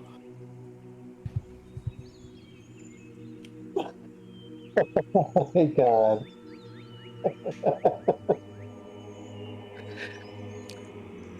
What Oh, did I boy. say? Oh boy. What did I say? Interesting. Man, I feel so bad. But that is what they have done. Yep. Um, Yep. in exchange for very nice white skin. You don't feel it, Eric, by the way. So just so quick as you know it, like you don't feel any difference in that aspect. And so you go towards the pedestal, which you can do without trouble. And you arrive at the pedestal that bless them.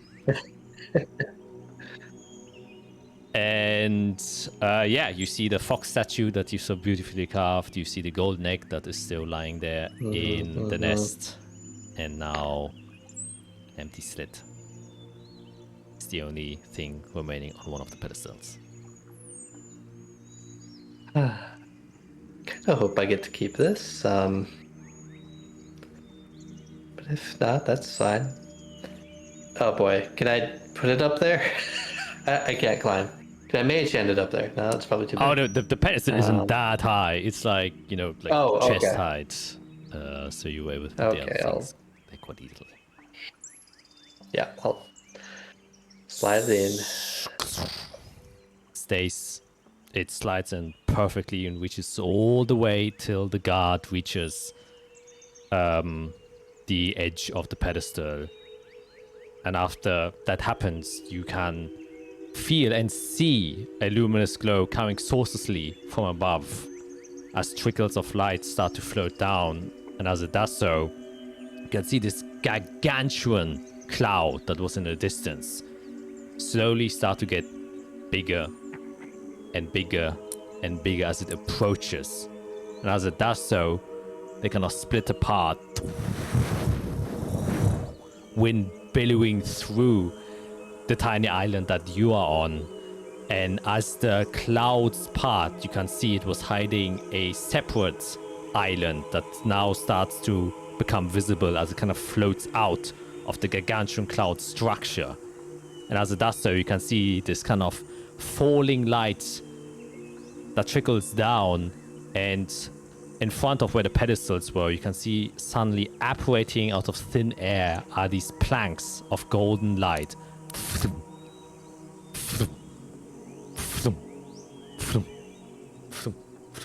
creating a staircase made out of light that kind of slowly but surely leads all the way to the island that slowly approaches your own as it kind of descends. And then it stops roughly 500 feet, so the staircase reaches 500 feet above you guys. And once it kind of completes, a big amount of wind starts to kind of blow around you. Your hair gets whipped around wildly fairer, your cloaks start to flatter, and as it does so, you can see that the sword kind of floats itself out of the slit, and as it does so, it spins and it stays perfectly horizontal. And then on the blade itself, you can see etched in golden lights celestial words written. But as you all look at it, you can all read for some reason what it says, and it says, "Have faith, have pride, take his sword, and you shall ascend. to meet his pride, to meet his trial. And it just hovers above you on the staircase itself. Oh, that wasn't the trial.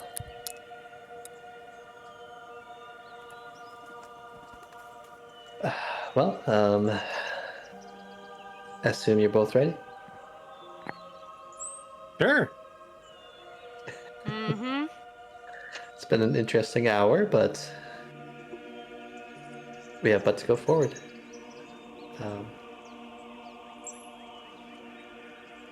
Yeah, I'll walk back over and try and take the sword. I think Skit is mad. I'm so angry right now, but in a like I'm not actually angry, but I'm angry. She's not angry, she's disappointed. Yeah, that's exactly it. I hate when I'm right like this. I hate it so much. Yeah, cause I was mostly right. I just didn't see the final bit. Yeah. I saw it in big flashing lights. Like I saw it like huge like this. And I was like, don't do it. Hey, But Do it. who knows what we'll gain? at the end of the day, D&D is a game about choices, not about making Yep. the right or the wrong Yep. ones. Yep. And Which it's- is why I'm trucking along and I'm like, you know what? We'll figure it out. You will. Yeah, so what do you guys do as you read this message? Yeah, I'll try to grab the sword again. As Sounds you, like we have to. Yep. You can easily take it. Yeah. Onward. You got the sword. And I'll start Yeah. walking up the stairs. All right. Can be done easily enough as you step up these stairs. As you get to the second island, there you can see trees with truly golden leaves. As if they were either coated in pure glistening gold or are made purely out of it. And they kind of reflect almost like a disco ball, the light all around that seems to be coming sourcelessly once again from everywhere. This extremely beautiful forest that is there, though you can see there's a very clear, clearing in front of you where there are numerous tall pillars that reach about 60 feet up into the sky. And at the very end of it, you can clearly see what seems to be a stone sarcophagus, intricately carved. You can see a figure that has been either etched or, carved out of the stone itself that seems to be lying there. It is a rather large sarcophagus, around like 15 feet in length and about 8 feet tall. And it just seems to be like one open pathway that leads you there. And you can also see in the pillars, also very intricately designed with various celestial iconographies just kind of wrapping all around it. Kind of like a presentory stage towards this tomb or sarcophagus.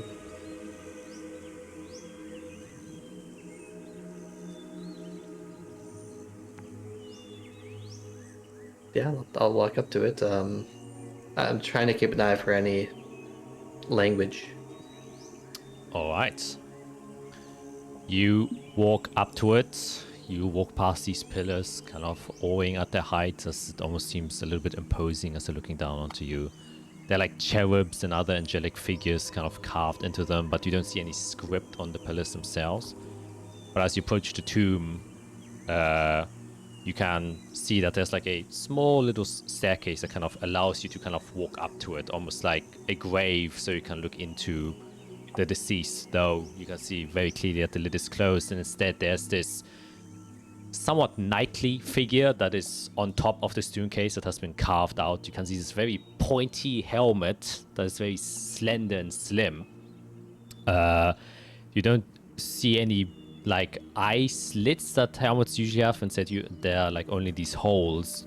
You can see 4 gauntlets, 2 right-handed gauntlets and 2 left-handed gauntlets that both have their hand open. You can also very clearly see a section of where the chest is of this figure that is kind of left vacant in the shape of a sword, almost as if it can be placed inside of it. You don't see this figure having any arms. Instead, it's only these gauntlets and then these extremely beautifully carved robes that is that this figure is wearing, and then two kind of greaves at the very end of them. And it's kind of just sitting there, though you notice two things. There is a plaque right on the kind of front side of where the sarcophagus is. As you went up, you could see it with celestial writings. And then there also seems one that is on almost like, it doesn't really have like a collar, but his helmet is like slender and it kind of curves out. And then around it, you can very clearly read Astaniel the Valiant, buried with his pride in hand. His faith was a son for those he protected. Very clearly, like inscribed into where his helm would be. And on the plaque, you can read 7 lines that are written out there, which says, "May my faith shine with glowing light, after which you will see my radiant pride. I repel the damning blight, for when it's night, I am your only guide, and even in darkness with no lunar light, my pyres shall protect you from the cold, for it is my pride that shines like gold."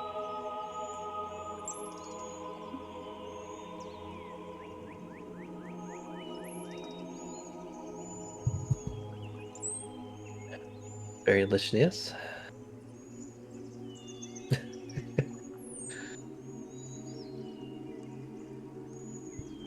Interesting.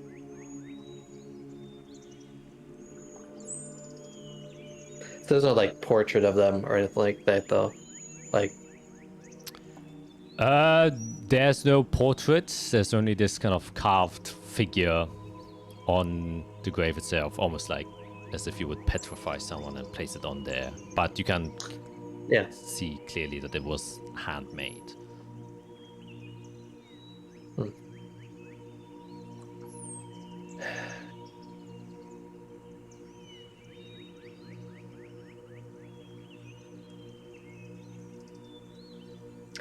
Okay, well, I guess put the sword in the... Yeah. Kind of try to align it so that it kind of fits in there. Yeah. Like, yeah. And it fits perfectly inside of it. And as it does so, you see the 4 gauntleted hands just kind of grip it. And that's when you like notice these kind of disked wings around the hilt of the sword that you were carrying the entire time. That seem to have seem to be 7 discs, each having like several different symbols etched onto them. Almost like, you know, like those number code locks that you can like turn around, and they seem to perfectly align with them. And basically, what you see is this on the hilt. Oh no. Oh no, Jack. Yes. I'm giving you a second chance. Now, what you can do is you can select each symbol and you can pull it to the left or the right to select which symbol you want. So it's like a token, if you know what I mean. And only move them to the left or to the right, because that's technically how you can only move them. And I will once again, obviously it's hard to remember, I don't expect you to all write it down. This is what it says on the plaque. Oh no. And this is what it says on the helmet of Astaniel. Okay, round 2. Last time me and Skit did this, we were so far off mark. Couldn't even... I wasn't there for this. Okay, here we go. All right, everybody think for like a minute, then we'll get some feedback here. So we simply just have to match icons 7, up 1, with 2, the 3. words. 4, 5, 6, 7.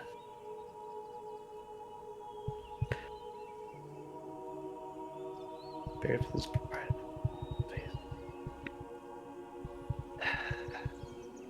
Face.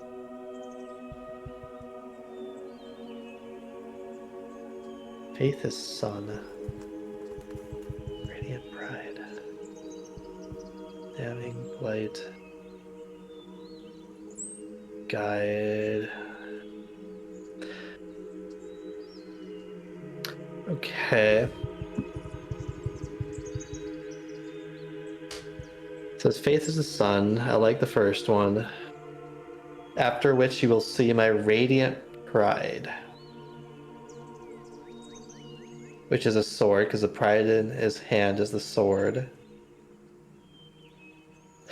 I repel the damning blight. Is that shield? Repel, I assume, is different than pride or faith. Need more paper.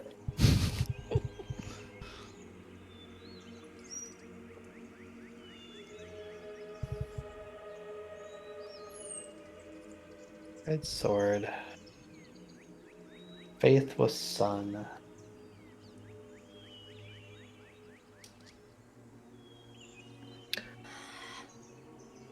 Pride shines like gold. And I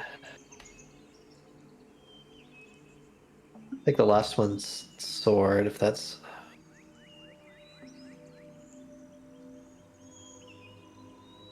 for Yeah. it's my pride that shines like gold. So it has to be talking about that. My pyre shall protect you from the cold. Is that fire? Yeah. Yeah, my My pyres. And Maybe fire that's protects you something from like- cold. Yep. Unless you're on fire. Yep. Yeah, that, even in darkness with no lunar light, cloudy night. Okay. Yeah. Rest night, I am your only guy.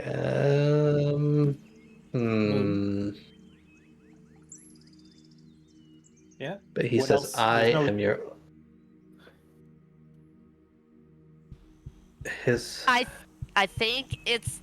think we have a good one. I think I think we tend to overthink it, and I think I'm trying. this is correct. I'm trying to overthink it. Yep, and I think this is My- correct. My only question is the moon. Why? But what else? What else would it be? He says, I am your only guy. What does he think he is? His faith is the sun. Pride's. I think it's just like a rhetorical, like a royal use of the word I. Yeah. Like Yeah. What the moon is speaking. Fire. Hello. Eh. Yeah. Have we used them all? I guess we have. Oh, God. I think that's it. I think that's it. Okay. What spells can I cast? Fortune's Do we favor. need Okay. Do we need to cast anything? Quick save. Fireball. Okay. All right. I think that's it. Okay, so you're locking it in? Yes. Sure. Yeah. All right. Then you place all things after probably holding one like on the edge before you make the final decision because you don't know how it will react. And you place the last one, which I assume Isra is doing here. Yes. It snaps into... I'm looking at my heart rate right now. Okay. And you all wait for a second and step back to see if anything happens. And a few seconds pass before the gauntlets once again grip the sword tightly. You see radiant light once again spilling out from the sky. This time you look up, and this time you do see a source. As a small globule of light comes floating down from this very vibrantly blue sky that we've been peering up this entire time. as it slowly descends. It looks more and more like a sun. Not as violently burning as the sun that almost killed you all a couple of hours ago. But it looks like this just nice radiant orb. And as it descends, you can see it kind of splits. As you notice things unfurling from behind, as these celestial wings just come draping down. As it does so, the light as it's spilling is almost blinding, similar to when you look into the sun. But it gets more comfortable as your eyes adjust to the thing that is floating down. A being with this golden helmet, white draped cloths and cloaks, kind of many, many layers stacked over top of each other. And you also see coming out from under the cloak. And you can see the cloak seems to kind of billow out, but the ends of which end in feathers, almost like wings, merging together. You can see out of these kind of unfurling cloak, you see 4 floating gauntlets made out of a similar gold that its helmet is made out of. You don't see any arms. Instead, you can see this radiant light connecting the gauntlet to where his shoulders would be. As it comes floating down towards you guys. And this is what you see as it approaches you. What? It's got 3 arms. It's got 3 arms. I don't like it. And as it does so... 4, 3. 3. 1, 2, 3. No, 4. 4. You all my hear... gosh. You have done well. And though it speaks in a different kind of tone, you all understand it. Fiero, you recognize it as celestial, but something is allowing you to understand its words. You have shown your pride. Tremendous odds it is to be one chosen by celestial guidance. I am now to deem your worthiness. Your cunning has proven useful. Your brass and bluntness has provoked the fox. And your solemnity to not wage the things you now hold dear to you has held you off bay, and things curse your very beings. It is now that you shall show me whether your power and might is worthy of the power that I hold. I am Estania, angel of pride, and I carry this as force with my mantle. Show and prove what you have learned. And as it does so, you can immediately see the sword flings out from the sarcophagus into his gauntleted hands, which he wheels around and it points towards the 3 of you. And you must roll initiative. Angel fight. As we get this starting. Oh boy. I think this might be tougher than a tiger. Oh, that's right. We have token thingies. Yes, you do have token thingies. What's the heart rate saying? I think only I have alacrity.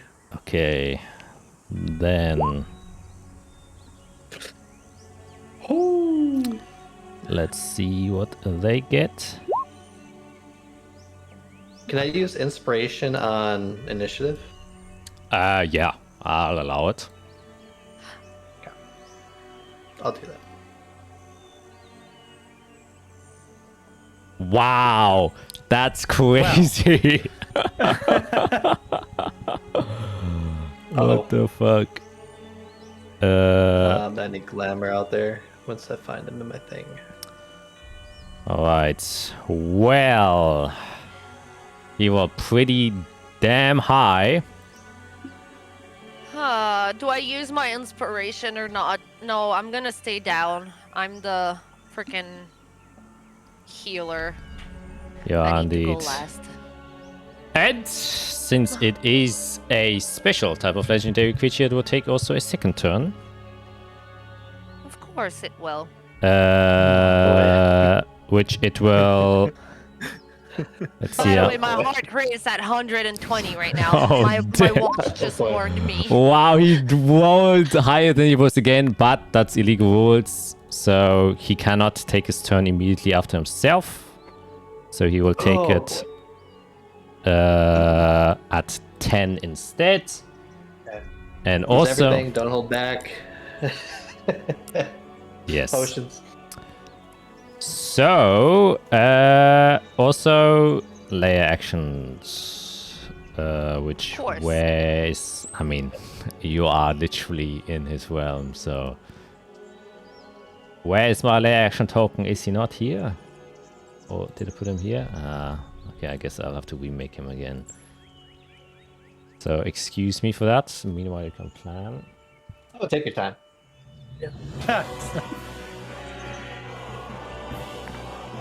Oh, God. It's probably the worst initiative I've ever had. yeah, that's crazy. That you rolled 2 13s. But I will say a new rule for inspiration, which doesn't really apply to this, but to make it a little bit better, because it always feels a little bit shitty if you use inspiration and it fails, you get to keep your initiative when it fails, but you obviously cannot use it for the same check twice, if that makes sense. Does that make sense? Keep inspiration fails? Yeah, if you do a check with inspiration, but you fail, even with inspiration, you get to keep your inspiration. So you don't use it up. You said initiative. Oh, sorry. Two I words that I got confused there. Anytime we use inspiration. Except for initiative, since That's nice, that's that's no victory or Oh. failure, yeah. No. Because, That's a good point. yeah, it's kind of hard to gauge. Alright, I will just wait for Skid, just so we're all in the clear.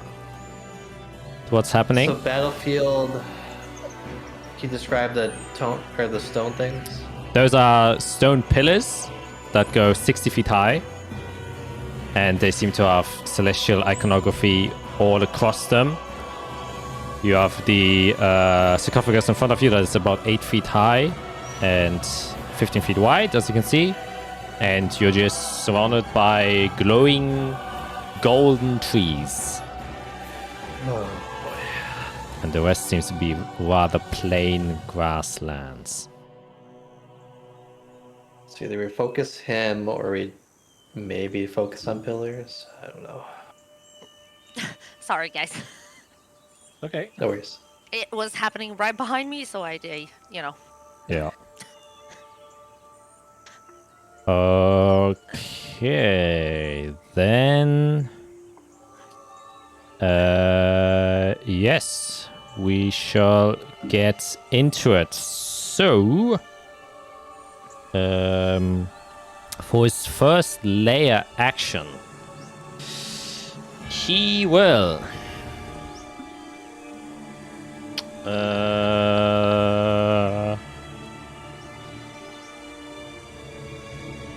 Yes, you see that on the top left pillar, a small glowing sun appears,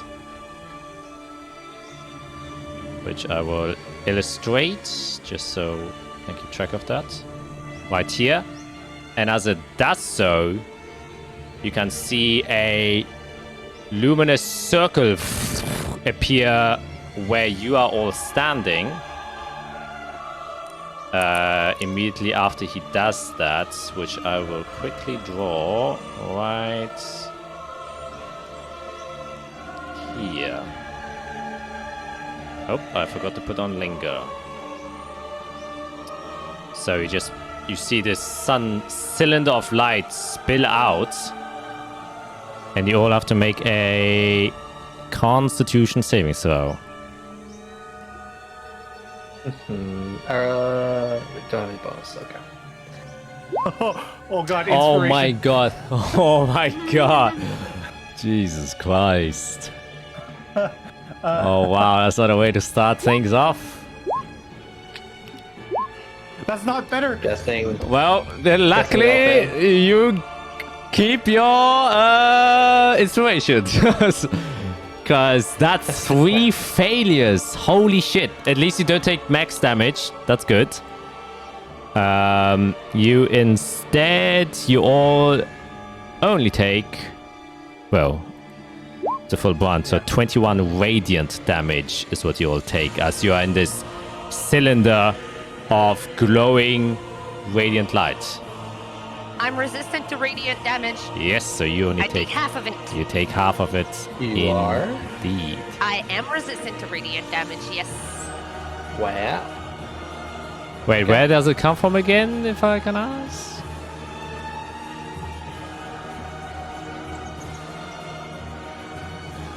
Because is that when you turn into a dragon?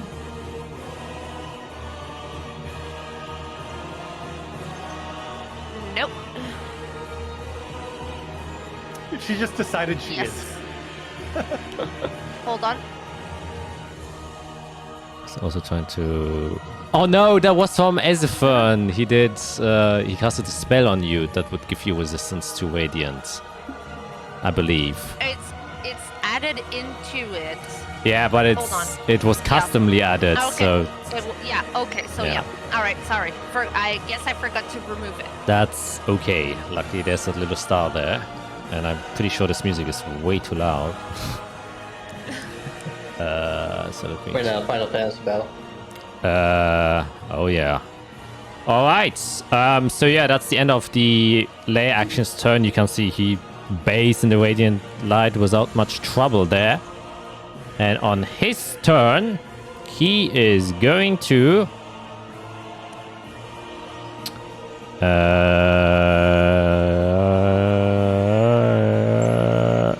use his action.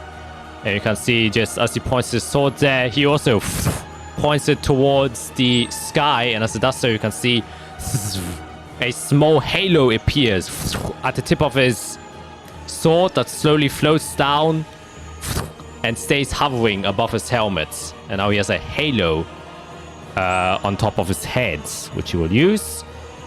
Can I tell if that's a spell?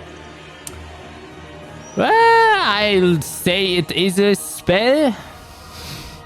Though it technically is an ability, but, you know, he's somewhat casting something. Yeah. Then I'll just throw a 3rd level at him. Alright, that definitely won't be enough, so make a straight intelligence check.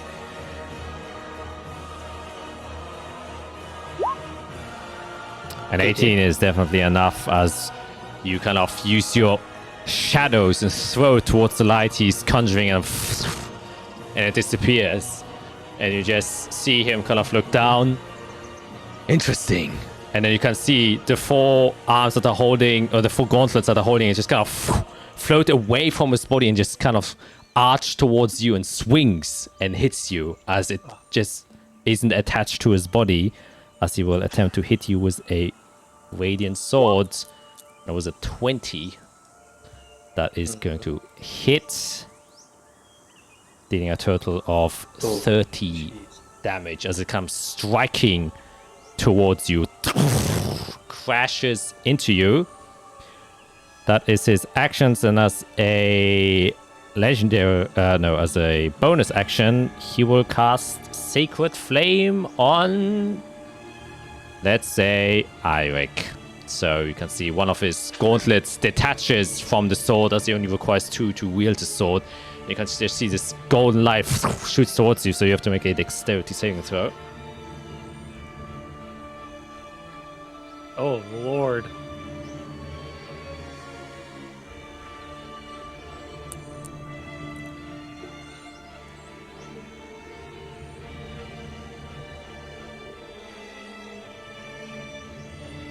Oh, I didn't see you very well. It didn't make the sound. 9. No. Alright, so you take 1 radiant damage. And that is, well, actually, he's, I forgot to mention, but he's around 40 feet in the air currently, just floating there. And he will move 30 feet over here. Just kind of floats all the way there. That will take us to Eirik, your turn. Oh shit. Okay. Action surge. Create my cannon. Mhm. I'm gonna make the force cannon, force ballista. Nice. So I'll just drop him into the field.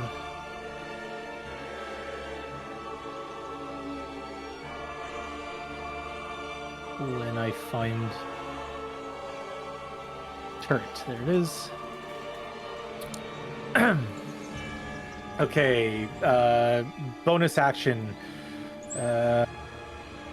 Fire the force ballista. I have to scroll down and find it now. So much scrolling.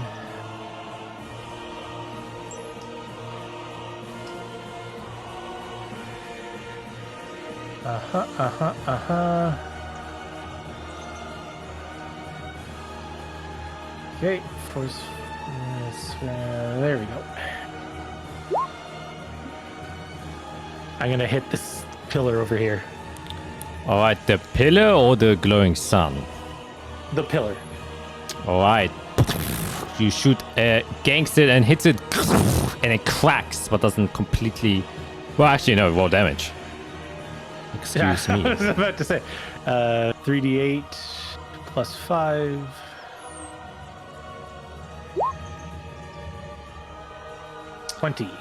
20. It cracks and crumbles, destroying this pillar. And as it does so, you see the pillar gets destroyed. However, the glowing sun orb stays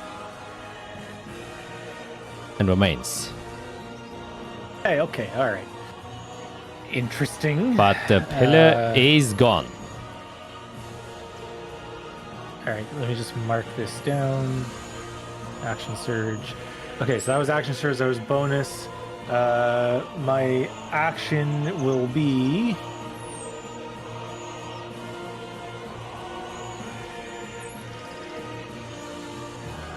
Just because it's old standby, I want to see what the effect is. Firebolt him to see if anything happens. All right. 28 definitely hits. Yeah. Nice for 31 fire damage, which hit Trident true, and he gets part of his cloak gets incinerated. He doesn't seem to have any particular resistances against fire. Okay, good. I'm going to then use movement and get myself just out of the circle. All right. Then, at the end of your turn, he will use one of his legendary actions and will just shoot another Sacred Flame. This time at Fiera, why not? Kind of quick. Wow. That's good for me. Yes. Not enough. Yep, but you only take 4 radiant damage. And that brings us to your turn.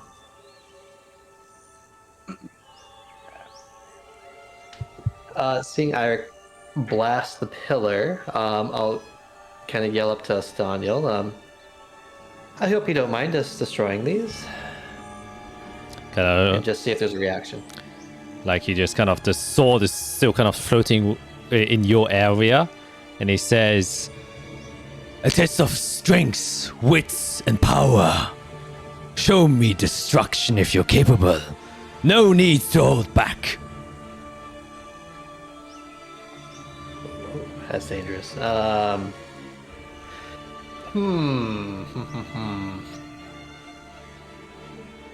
Oh shoot! I should have checked when we came in. I didn't even think about doing this. I guess Eirik destroyed one. Does it look like it's planted in the ground? The pillar? Yeah, like is it like a foot underneath the ground, or was it made and then placed like on the grass?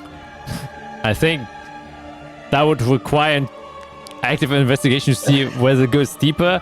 But you assume it probably, in order to stand without, just knocking over, it Okay. most likely is a little bit underground. Okay. I won't go big. All right. Well, let's destroy these lovely pillars. I'll see if I can hold them, and then I'll reach up with the staff and cast Sphere of Force around him, putting him into a bubble. Mm-hmm. Linger. I don't want to snap. So yeah, I say that and get out of the radiant burning, and that's my turn. All right, and that's Wall of Force, right? Yep, Wall of Force, Spade to Sphere. Okay. Takes us to his turn, and he kind of like, well, he doesn't have any arms. The arms are currently outside of the sphere because the sword is still around you, and he says, "Ah, prideful, I see. Protecting me, even though I'm not your enemy. I would watch out if I were you." And you can see the sword comes towards you and strikes you since it's outside of the sphere. And he will attack with a 24. I believe that hits. Oh boy, this could be a weird question. Are the gauntlets considered a creature? No, but it's still Estaniel making the attack. He just has a lot of reach because of this ability.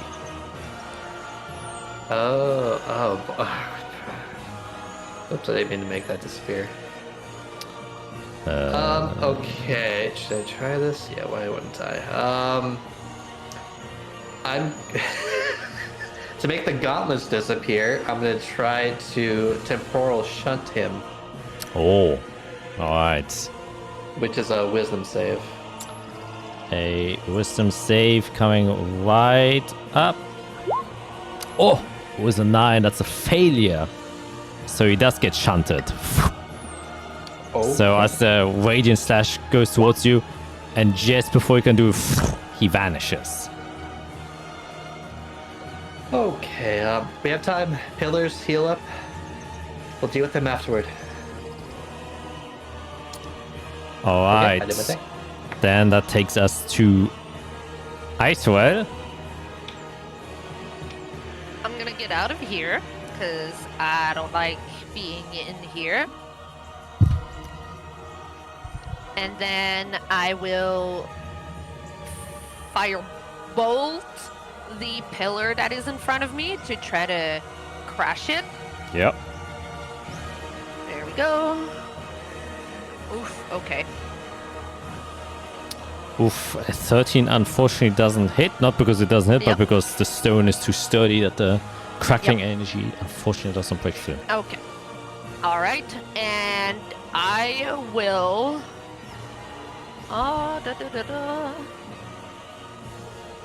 Bonus action. I'm gonna turn into my dragon. All right. Oh boy, Yes. Oh boy. I like it. I like it. Might as well stick it to our guns. Boop. Nice. Hold on. Just gonna move myself out of there. Put Isorel back here. So, up. All right. So that will be my action and bonus action. I also moved before I turned into my thingy. How long is he shunted for? Just a turn? The start of its next turn. Yeah. Yep. But he should reappear in the sphere. Question. because I've never done that before. I moved before I turned into an animal. Do I still have movement left, or if I used all of my movement, that's it? Then that's it. Then you've used all of your Okay. movement. Yeah. So I used. Oops. I was here. I used 25 feet. Do I go with my new form total or my regular total now that I turned into something? Wait, what? What I'm asking, because I did not use all of my movement before turning into the dragon. Do I use my old form's total or my new form's total now that I've turned into the thing? Yeah, usually some weird math, so it's like the percentage Yeah. that you would normally have. Uh-huh. So if you had like 5 movement left, but you had double speed, you would technically have 10 feet left. Okay. 'Cause in that case, I'm going to fly the last 10 feet that I have. Because I have a fly speed of 60, but a walk speed of 30. Oh yeah, So then I'm gonna fly the 10 feet. Oops, all right. 10 feet. There we go. Alrighty. Anything else? That's all I can do. Then we'll come to Cat. Oh, Well, he's probably dead. yeah, he's dead. He's He's like, making a dex save, wow, right, an age. Yeah, I'll do dex save for him. Yeah. If he It's gets +5, not +4, but I haven't. Wow, Oh would have been 23. my god. Well, he would have made it, but man, almost an natural 20. He would have survived that then. I gotta give him some HP. I have a spell that can do that. Yeah. Okay. Layer action, nothing happens since he's not there. He can't do any actions while he's gone. During his turn, he will use one of his legendary resistances to end all effects and spells that are affecting him. And so he will reappear, but it does take his action to be able to use his ability. Okay. But once again, he like kind of, though the spell says he doesn't remember the selection. He'd be back at the start of his turn. Oh yeah, he wouldn't have to need that then. Oh. I guess he doesn't use his legendary resistance. Yeah, now you know he has it. So he kind of counts back and he's like still in the middle of... It looks like a little bit confused as you're further away than he remembers. And we're just basically the sword just reapparates where you are and then just continues to strike through. What was it? 22. Yeah. That will hit for a total of 29 damage. Can anybody give me their... I guess my con save is 7 if anybody has better. Too far. It's 30 feet, isn't it? I think so. Yeah. My con save is 7 too, anyway. So I think that goes away then. Oh, no, that's 24. 12 is exactly what you need. Half of 24 is 12. Oh, Jesus. Okay. Yeah. And so, for that reason, he will now use his bonus action.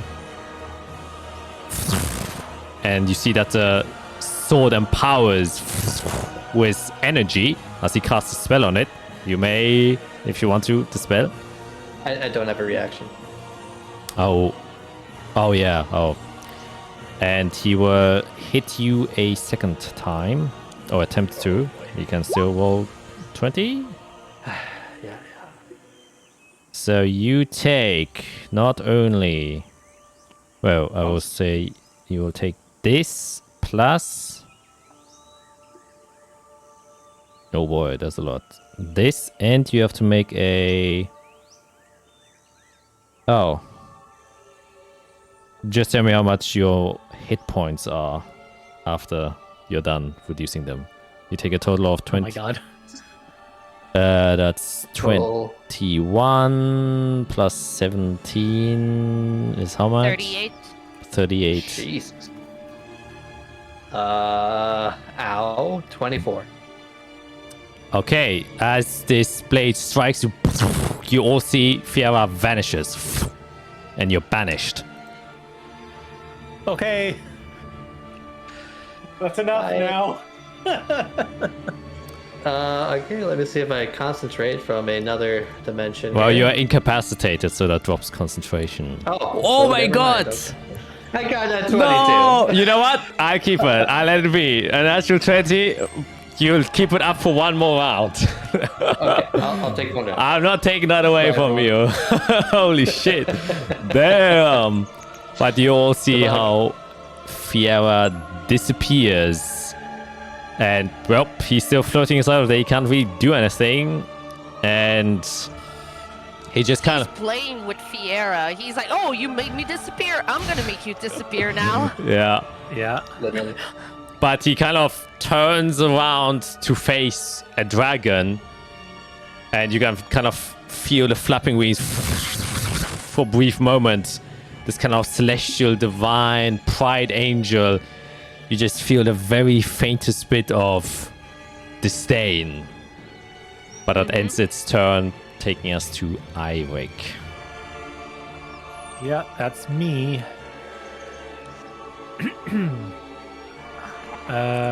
Bonus action.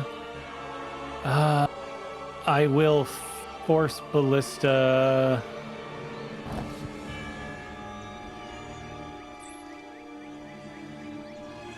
I'm gonna force ballista the coffin,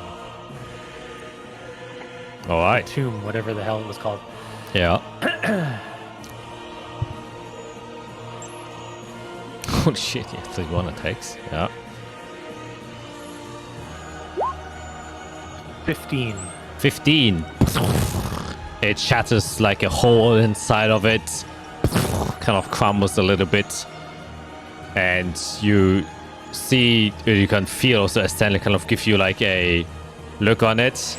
And he just kind of cocks his head. Okay. He's in a thing, so I can't hit him. So I'm going to hold my action. I'm going to hold a firebolt until he comes out of the bubble. Wall, whatever's in. All right. Yeah. Yeah, you just stay there. Since until he breaks concentration. Yeah, that's banish. And on his turn, he will... I should actually, you know, I will put a symbol down for his... Well, yes, anyone in 60 feet, so... Let's see. Oh, shit. I put it away. Yikes. Nope. I'm like... That's...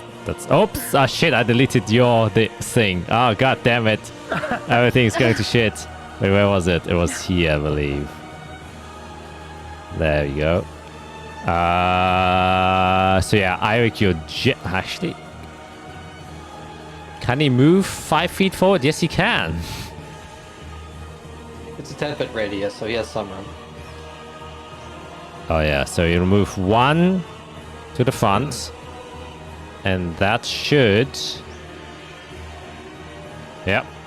Bring him just into range.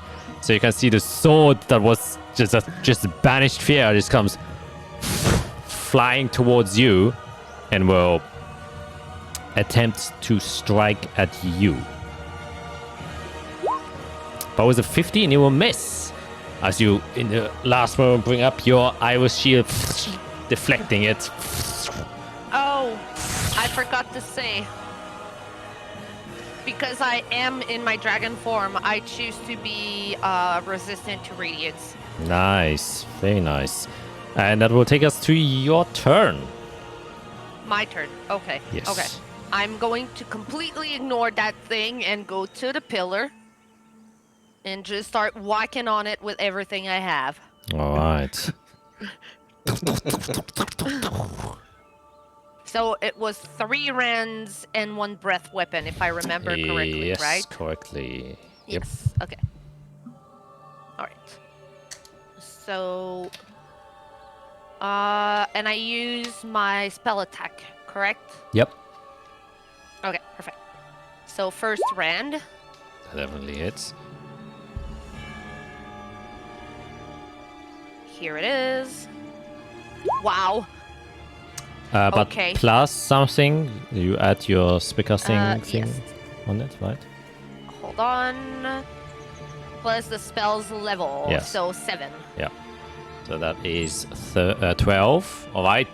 Big Yes. crack. It seems unstable, not quite broken. All right. Second rand.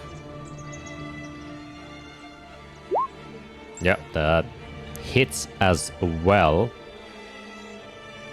All right. Second damage of rand, the same amount. Yep, that will. Another 12. But that will break it. That's enough as you stick close. You push it over. And it collapses as I should All get right. rid of it. Okay. So I moved 15 feet. So I'm going to fly to this one and use my last rand and my claw thing at it. Yes. Breath weapon. Breath weapon. Is that going to do anything? That's not going to do anything that much.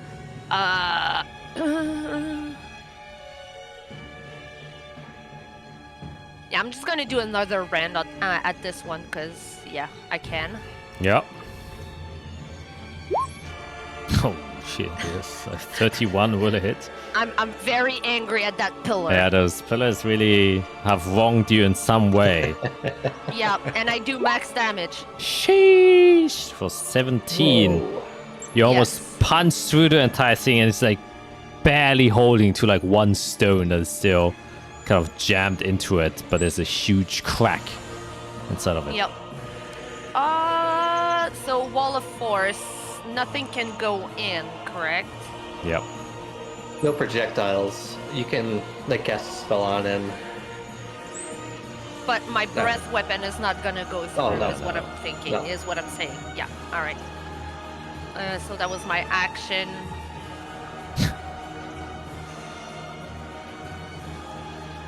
Oh.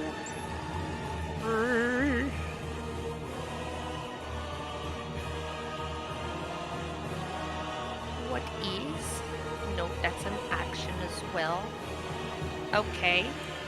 I will keep looking at that pillar and completely ignore that thing that is next to me. All right. It Okay. is paying no mind to me, so I am paying no mind to it. Yep. You can use your breath weapon on a pillar if you want to. Like that's. If Can I? Yeah, of course you can. Okay. I'll do it then if I can do it. Yeah. In that case, You just have to tell me what kind of damage you're using. yeah. I'm gonna do force with it. Nice. Force damage makes the most sense. All so right. it needs to make a dex saving throw, which I guess it's a thing, so it's not going to. Yeah, it just fails automatically, obviously. Yeah. So it will just take Okay. the damage. Here it comes. 7, and that is enough to also break this pillar. As the one Yay! crack that is there, your breath just shuts it off. So I did from here to here 20, until here 60. Yeah, okay, I did all I could do in movement. Very nice. I cannot do anything else, so that will be my turn. But Then- it was a useful turn to me. Yeah. That will take us to the layer action. And this time he will use. Yeah. You can now see at the. What's the wage of that? Okay. Yes. Radiant chains will be coming out of the pillar that is immediately closest to you, Eirik. And as I do How so, about that? I would say yes. And they come shooting towards you, so you have to make a Dex 30 saving throw as they are making their way towards you. It's the start of the turn. I'll allow Fiera whether or not you want to keep your wall of force. I'll drop it. All right. Because I feel like right now it's kind of helping him more than... Yeah, if I was there, I would have dropped it, so... Yeah. Which... Well, we'll do this first. Firebolt. Yes. 21, yeah, you managed to dodge it. So as they come rippling out, actually, they just then dissipate as they grab onto nothing. You can make a firebolt.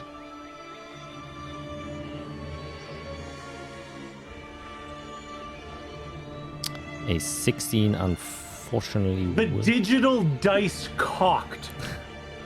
Yeah, that happens. How does a digital dice cock? It That's a rolled great up question. onto an edge and just stopped there. Yeah, Yeah. it's physics simulation. Oh, and I'm the one with concentration breaker too. And for as part of the layer action, I believe. Ah, no, he can't do that. But it is now the start of its turn, and he will use the bonus action to move the radiant cylinder where you are, Eirik. So you have to make a Constitution saving throw as he kind of uses one of its three gauntleted hands, pushing it into you. 22 is a make, so you take half damage, so only 8 radiant damage. And for his action, he will... Yeah, he will just go after the one he's currently despising, as you feel like a stare at the back of your neck. As you look over, you can see the radiant blades flying towards you for 2 attacks that he's making, and he will not put anything on it since he can't. This first one, a 32, I believe, will hit. And that's only 19. No, that's less. That's 12 plus 3, so only 15 damage towards you, since you're resistant against radiant. And then another slash was a 18. Does that hit you? That misses. You muted. Misses. All right. Misses. So I have an AC of 21 as a dragon. yes, so the one casts through you, but then you see it, and as the sword comes slashing down, you manage to kind of hold it off with one of your claws, parrying it to the side. As the sword kind of floats around you again, you just hear as Thanos say, prudish as always, your kind, isn't it? And that's, well, he will actually now fly immediately next to you. And that will end his turn there, taking us to Eirik. So we're gonna go and move out of the circle.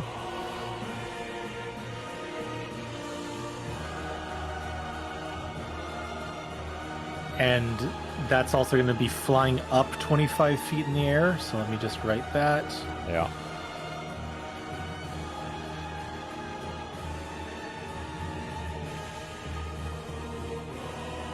Okay. We will firebolt our angel friend. Yep.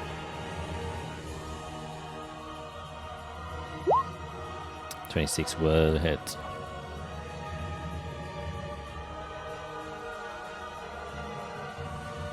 So there's 2 1s. Oh no, there's one 1 in that damage, so that becomes a 2. Alright. So 21 total. Nice. 21 is to make a concentration check. Which he has to roll a natural 1 to fail. Unfortunately not. Okay, and then bonus action, force cannon the pillar that tried to attack me. Alright. That would definitely hit. Tell you what, we can wreck pillars. Yeah. 18. 18. We can't do puzzles, but pillars. Hey! Pillars are. You can't say that. You got it first try, this puzzle. It's my type of puzzles. Again, it's trying to figure out a different language. And This one was easier than a devil circle with Yeah. 8 components. Yeah, it was a little bit more complicated. That is true. This pillar cracks and shows a lot of damage, but wasn't quite enough. It's like on the brink of fuck collapsing. For 18 damage, unfortunately. Anything else you'd like to do? No, that was movement, action, bonus action. Nope, I'm good. They are unfortunately still banished. Hanging Man, out. that spell truly be a bummer. And so he will use on his turn just another good old Radiant Sword against you. Whackity whack. Yep. That was a 26. That one will hits, hit. yes. So you take 21 damage. That is already reduced. Yes.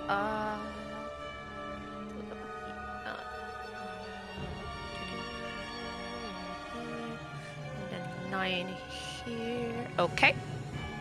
And that will end its turn, taking us to your turn. All right. It wants to attack me. I'm going to attack it.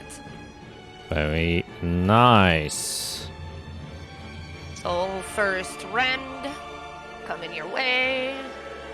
Ooh, not good. That's unfortunately a miss.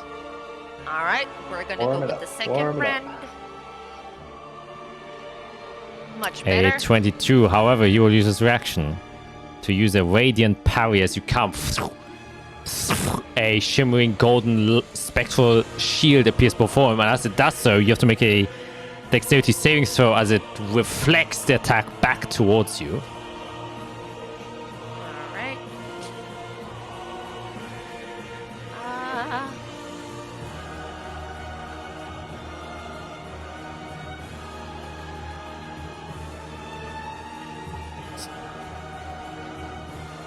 Okay, that's on Wait, were you rolling? At 12. a 12. Okay. So you Yes, a 12. take 6 radiant damage since your resistance as it flashes back at you repellently. You still have 1 attack. Yep. So one more rend. There it goes. That unfortunately misses as well. All right. And I'm going to do my breath weapon at it because I can. Yes. And I will do.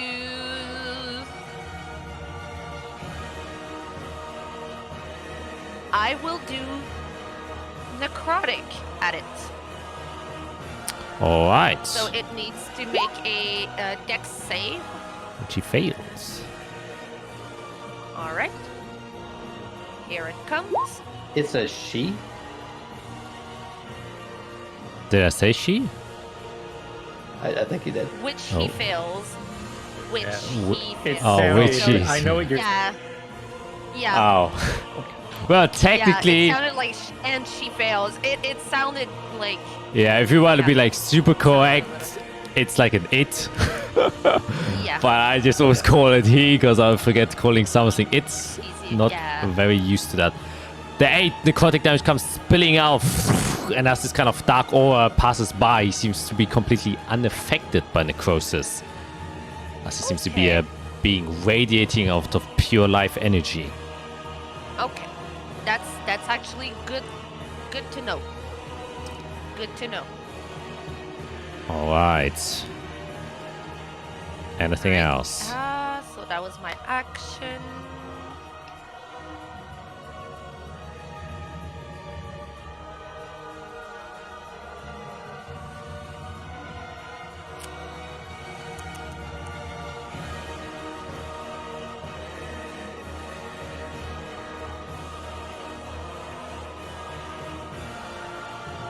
Yes. I will use a new feature that I have as a bonus action. I will tap into my Fey ancestry despite being a dragon, and I'm going to moonlight step 30 feet away. I mean, you are technically a Fey dragon, so that makes complete sense. And I just booped out of the way. Hell yeah. Yeah, you want to use your movement then? Yeah, I'm gonna move behind that pillar and try to put some distance between myself and that thing. All right, then you move all the way over there, taking us to another lay action, and he will. Oh, actually, you see suddenly, and you hear like this nice, beautiful voice, almost. Well, no, not almost, like a literal angelic voice, as a spirit of an angel appears above this pillar over here and starts to sing a song, though the song itself does not seem to be doing anything at the moment. Taking us to Azathia, he will use his bonus action, simply moving once again the circle so you are within it, Eirik. So you must make a Constitution saving throw once again.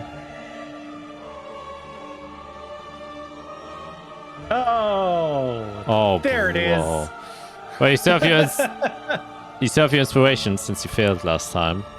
Oh, that is true. I do.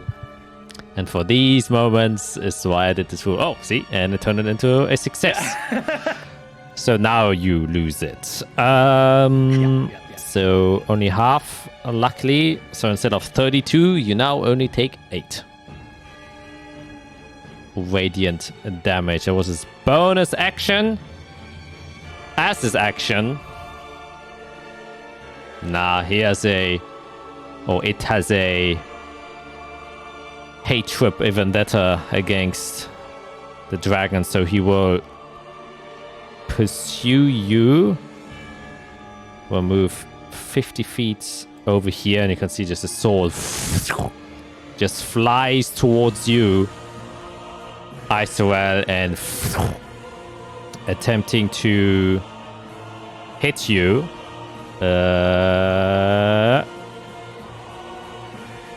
I'm actually thinking, will he do that? Will he do that? Nah. Actually, you know what? Yes. Just to make this a little bit more interesting, he kind of, as he's like throwing his sword towards it, and then he says, confidence is not all that you need. Relying on such sacrilegious powers have brought you this far. But how much further will it take you before it falls down, crumbles, or even betrays you? As he breaks concentration on the banishment, so you go there as he casts an entirely new spell. So, Fiera, you reappear suddenly inside of here while you were having kind of this hazy dream, and now you're just getting pushed back into reality. And he will attempt to hit you. No, not you, Isorel. Me. He's Isn't- angry at Big Dragon. 19 will And he miss. misses. And so a second time, well, cutting 27 will hit. Yeah. Yeah. So you must also make a wisdom saving throw, which you should be good at. But you do take this much damage with an additional 1d6. Wow, psychic damage. So a total of, that's 3, that's 15, 21. Okay. Whoa, whoa, whoa, whoa, whoa, whoa, whoa. Not 121. Just 21, please. And you said wisdom, correct? Yes. And I believe I retain my wisdom when I am Yep. perfect. Here it comes. And his save is 20. So you imagine as you feel like kind of his wrath aim directly towards you kind of hit you, you can feel like the instinct that you want to like shrug away, almost like flee, as you can feel his kind of ire on your person, but you manage to kind of shrug it away in the last moment, kind of steeling yourself, knowing how important this is for you. Yep. And that will end its turn, taking us now to Eirik. We're gonna fly 25 feet out and up. So I'm at 50.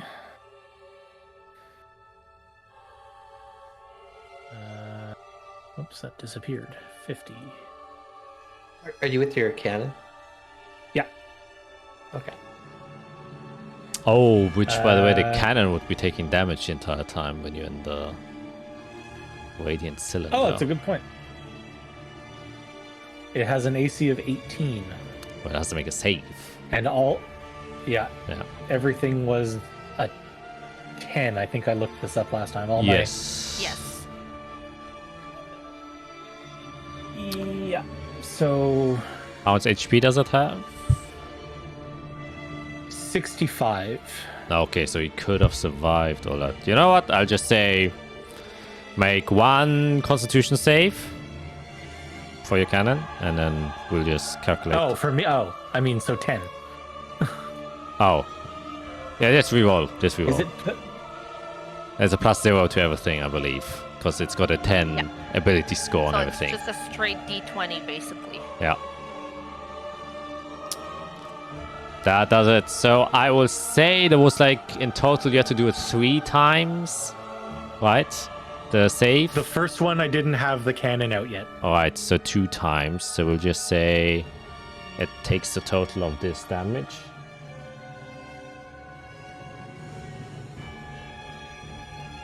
$42. So yeah, it's still up.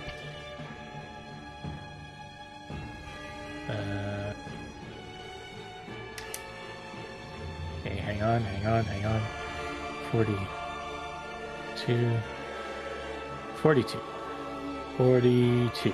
Good. Okay.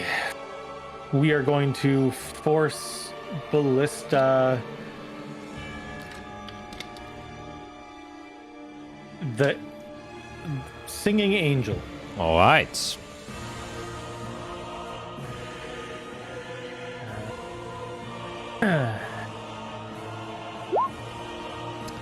That hits.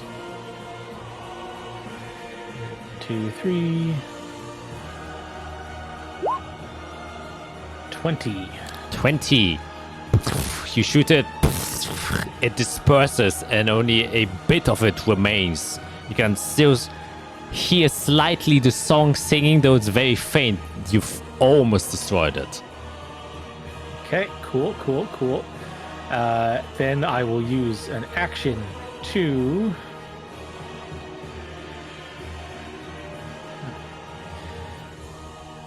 Did I try something else or go back to the normal?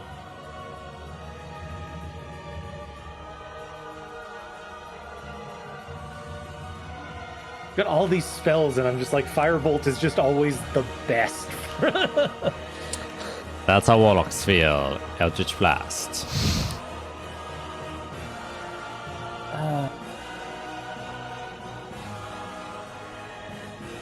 Yep, Firebolt, Angel Friend. Alrighty. That hits definitely. And there's another 1 in there, so make that a 2, so that's 20 damage. Yes, more than enough. And it disappears. Also ending the hymn that now... No, the Angel. That was on the Angel. Oh, on which angel? The Angel Spirit or Estaniel? No, our Estaniel. Sorry. Oh! Okay, a little confusing. Sorry. That's my bad. Yeah, that was... Then the Angel Friend My mistake. stays. Alright. So that's 20 damage it takes. Alrighty, anything else? Nope, that's it. Taking us to Fiera. Yeah, trying to get my wits about me.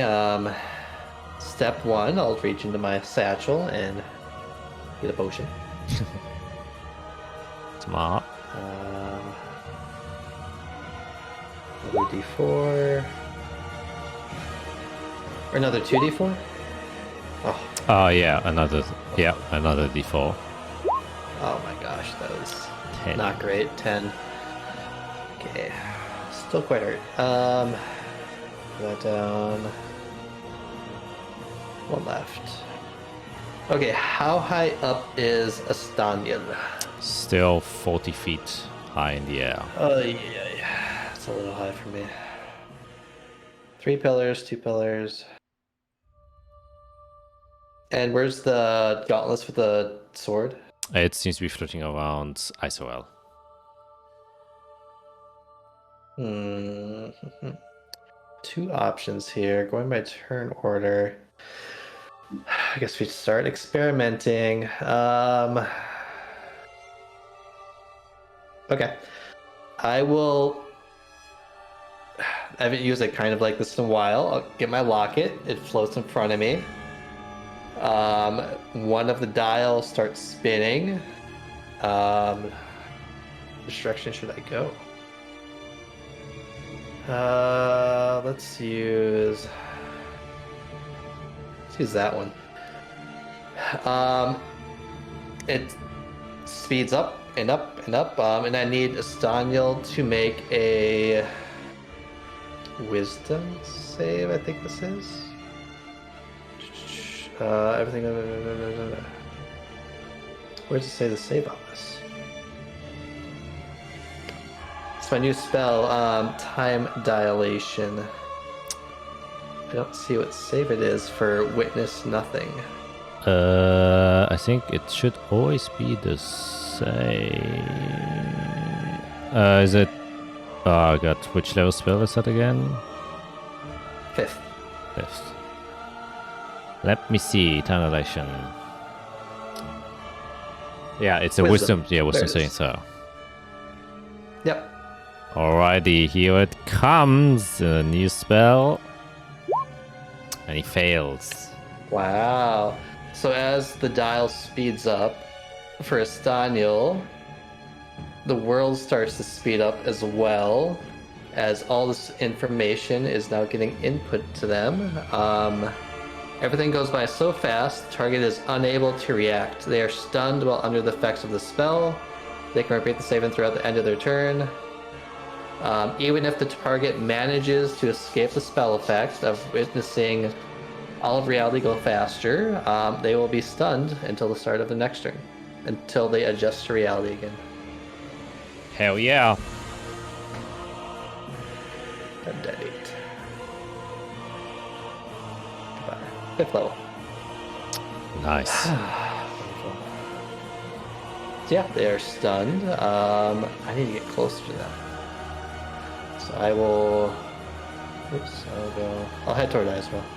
Alright. Alright. Okay, at the start of its turn, it is done. It literally can't do anything. And so we come to Isoel as you suddenly see this Estaniel just kind of stand there. And his cloak just Alright. got billowing.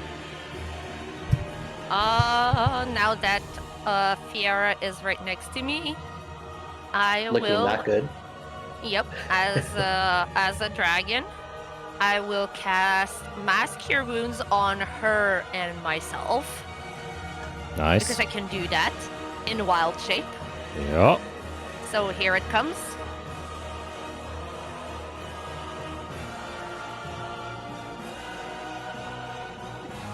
Nice. So we both heal for 22. Mm-hmm. Thank you, thank you. Yep. Oh, that was my 6th level. I thought it was my 5th. Oh well. Whoops. Whee. Whoopsie doopsie. Oh. Anything else? Yeah, so that was my action. Bonus action. I can't do much as a dragon, so I'm just going to fly away. Oops. Boop. Right over here. All right. Oh, when stunned, can they still fly? No, the movement. Oh, you mean because of if they would fall to the ground? Yeah, are they incapacitated? Yes, that what stun yes, is? definitely. They are incapacitated. So yeah, he would actually fall to the ground. Well, that makes things easier. Splats. So he's 40 feet, so he does take 46 bludgeoning damage. Oh, 17, which he takes. Actually, no, he's resistant to bludgeoning. He's basically resistant to absolutely everything. oh. Well, not fire, it seems. Or slashing. Or force. Divine fire. Okay. That ends your turn, Icefield, taking us to the layer action. There you can see that the spirit of the angel, not Estaniel, the other, disappears as she has completed her healing song, and Estaniel will heal. Or... Handy 10. No, that's too crazy. Only 40-12, so he gets 22 back. Okay.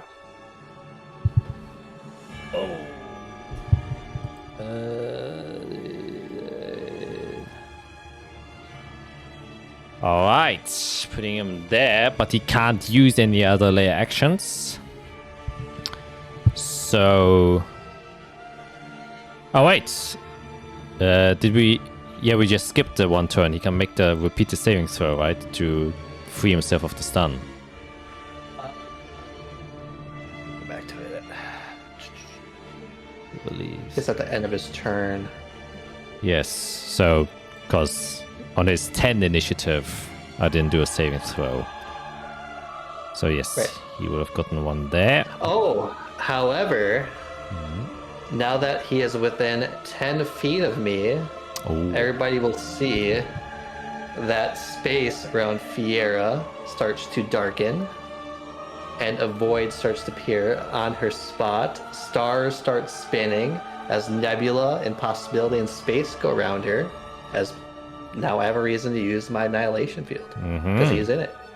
Yes, and that makes... It makes it easier for him to fail the save. Okay, okay. Those order will be that I see Long out. story short. Yeah.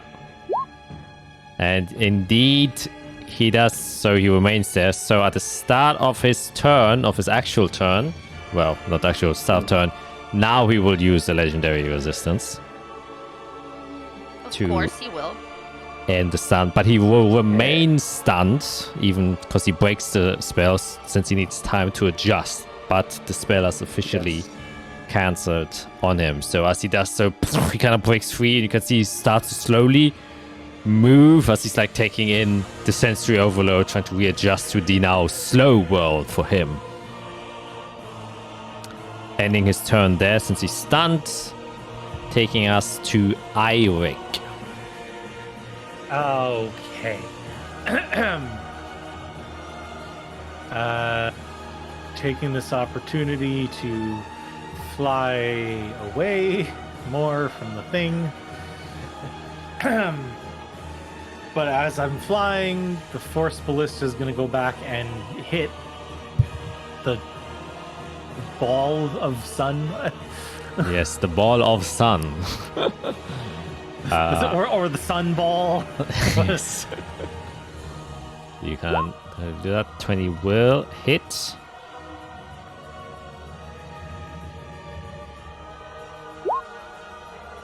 $21. Yes, and as it hits, it disperses and disappears. And as soon as the sun disappears, the cylinder of radiant life also instantly vanishes. Beautiful. Okay, Firebolt. Staniel. With advantage, since he's still stunned. Yep.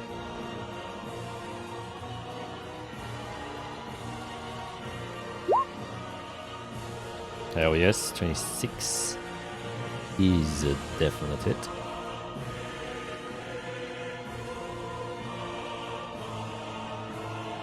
Nice, 21 damage. As you kind of burn part of his mantle there. That's it. Nice. Very simple, just repetitive. Yeah, that's how it goes. Fiera, it is your turn. I'm at that stage where I'm worried if I break his mind, can he give us the artifact still? What should I do? I have one more potion, I'll take it. Glamour has a backup if I really need another. That's a lot better. 15. Hopefully heal.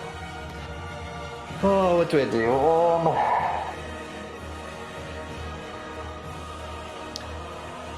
Can he speak yet?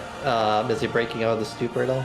Yeah, he's slowly coming out of it. He's slowly sensing more and more. So as my annihilation field kind of surrounds him, space it darkens, and I feel both next to him but far away as I'm like a void in my own area.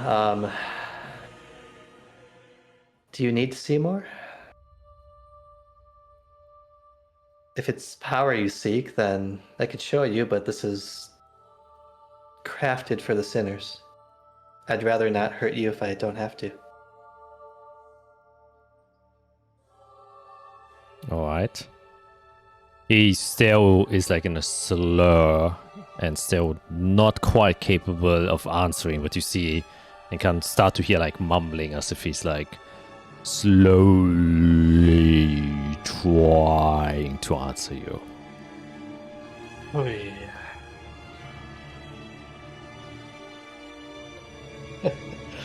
Okay. You made him slow, and then you're asking him questions. That's Fiera for you. Yeah. Actually, Alright, well hopefully this isn't too crazy. I'll take out my spell book. I quickly flip to nearly the back of the book. Close my eyes. Open them. My locket goes up. It opens. On the inside there's a minor illusion of my family. My brother, my mom, my dad. And I start an incantation. And as I do, I need him to make another wisdom save. alright.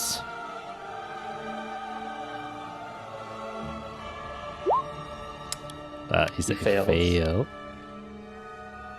I keep on chanting. My voice gets darker. It keeps going though. He cannot take reactions. And I will mark that slot. And that'll be the end of my turn, as around him space starts to shift and vibrate, almost like something is about to come out. And that'll be my turn. Alright, which spell did you cast? I'll whisper it to you. It's Okay. about to go off on his turn, though. Alright. Because I have an idea, but just so I don't do any shenanigans. Well, there might be shenanigans. Yeah. Uh, Ah. Alright. Then that ends your turn. Yeah. Alright. Then at the start of its turn, He has to roll a d10. that he shall. A 10. Okay. So the space around him starts to darken. A black void appears. The target gets the effect of Chill of the Dark Void. He takes 10d12 cold damage and is blinded until the end of the turn. Yeah. Now that is So something. I'll roll that. Fiera let's see. literally reaching into the deepest parts of her pockets of arcane energy. As suddenly this void cracks open.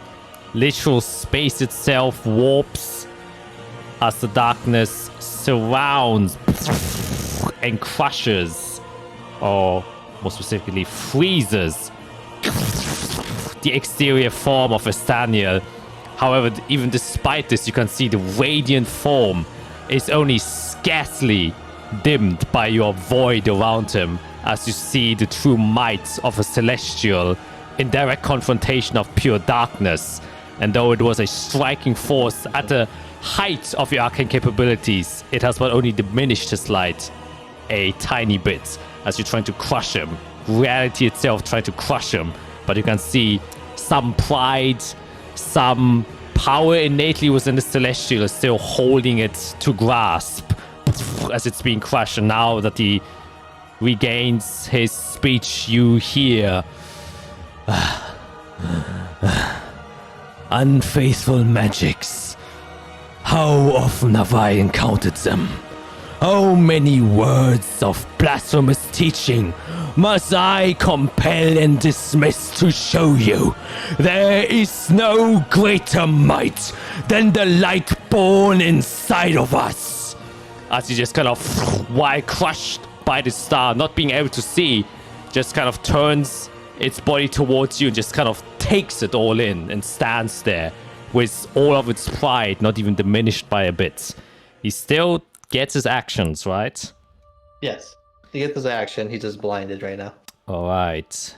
Then, to kind of prove his point, he kind of just takes the sword, grasps it with all four of its gauntlets now, takes it up, and just smites the earth itself. And then in a 30-foot radius around him, light jumps out.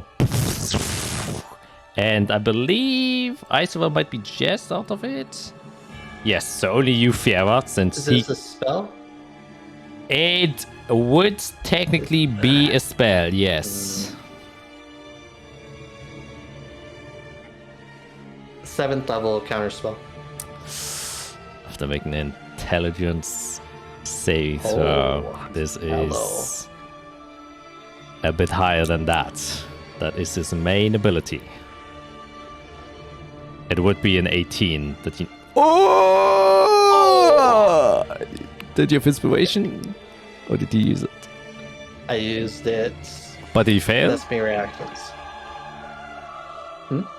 But did you fail your first inspiration? Didn't you get it back then? Or did it succeed? It was for initiative. Oh yeah, true.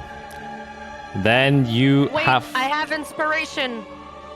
Are you close enough? I'll give it to Oh you. yeah, yeah you can. I'll give it to you. Okay, I'll I'll take give it. to you. I'll take it. Come on, Fate, we have the power. No. It's not enough. As this Thank you. burst of radiant energy trying to, after you witness what might you have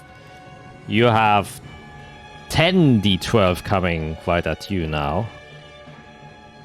as this radiant energy just kind of explodes in this 30-foot nova around him, dealing, well, less for only 53 radiant damage, and I believe you must make a concentration check.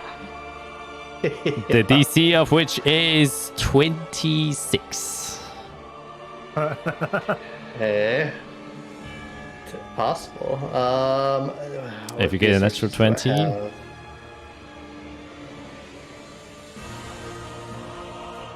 Oh, I can't even use Irik's thing, right? Because that's a reaction, I think. Yeah. Well, you're mind sharpener. Oh, That's a reaction. Yeah. Yeah. I already used it. Okay, here we go. No. Damn, concentration goes away.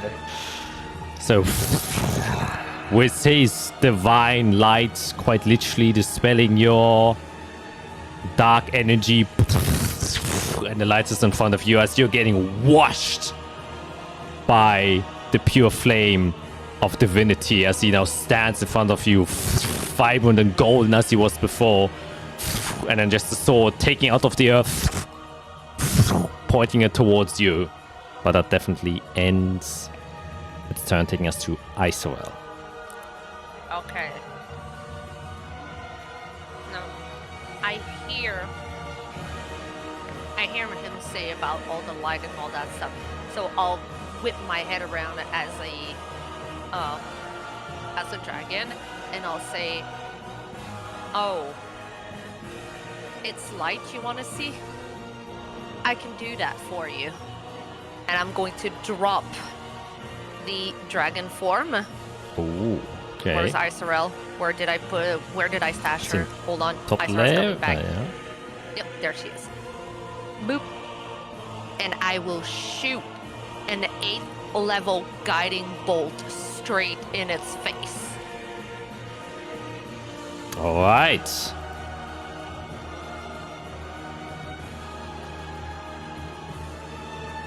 Come on, come on.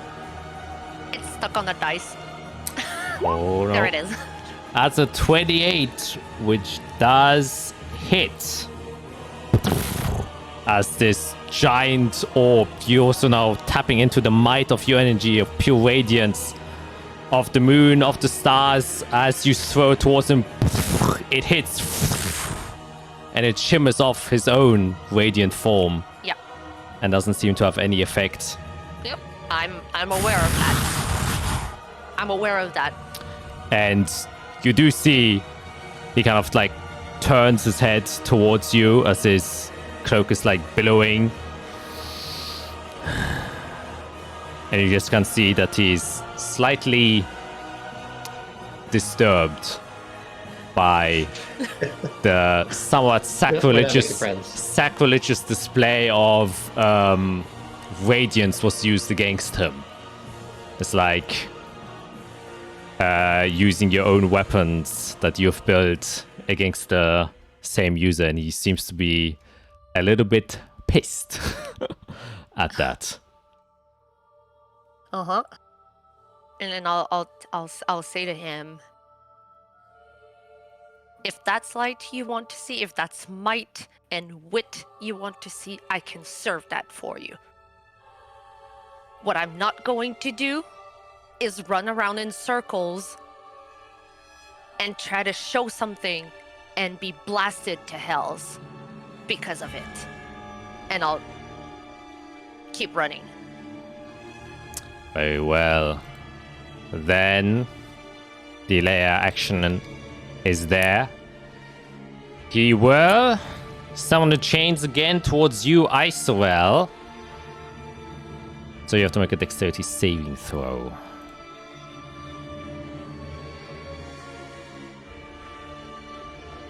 That's a 19, so you manage to dodge the chains, which will then immediately disappear as you come there. As you like run towards the pillars, you can see a almost like celestial gate opens up at the pillar, and then the chains come shooting up, but you just kind of step to the side, and as they grab onto nothing, they just instantly vanish.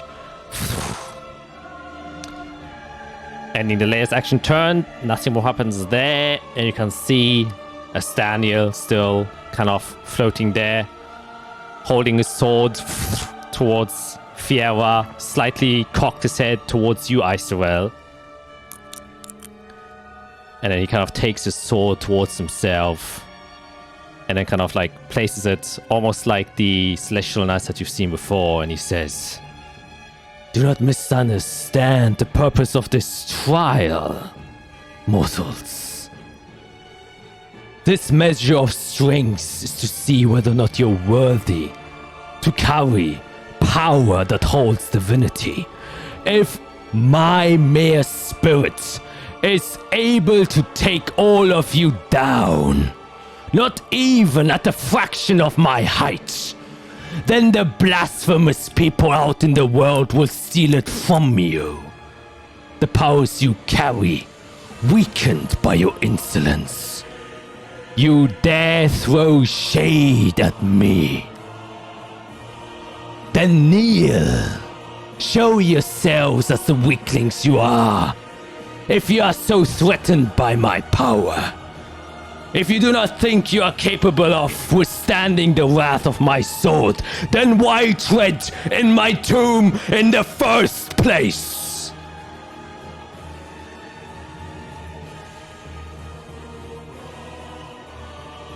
I can feel now the weakening of not only your pride, but also your strength. I can tap it right now, or I shall wait here for you to come another day. To come prepared to show true faith and pride, and not this lunacy. And he just kind of floats up, lifts his sword in the air, glows with radiant energy, but just waits and doesn't do anything.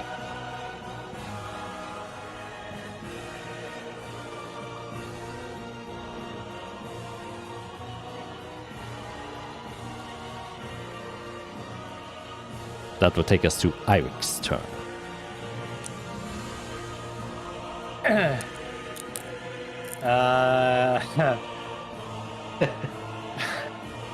That's a lot of words.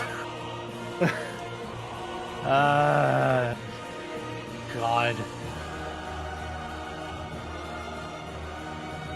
I'm gonna yell back at him and say, "I didn't hear a damn thing you said. I was not paying attention. I'm sorry." And I'm gonna cast Chaos Bolt at 3rd level. All right. Let's see it. Oh my god, that's Wow. so karma.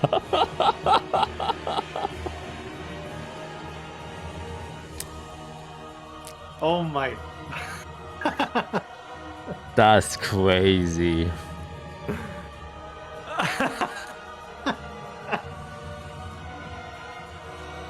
Your bolt comes flying out and it just kind of sizzles halfway.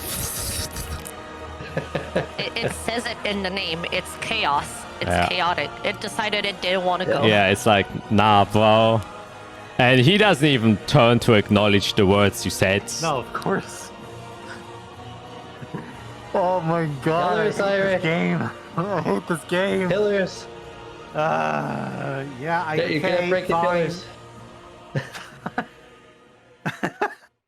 Okay. I'm gonna go for the one up here behind the sarcophagus. All right. I swear to God. Oh my god, it was almost a 1. Oh my god. Oh my god, it literally 13. 1. 25 Oh, God. does, however, hit.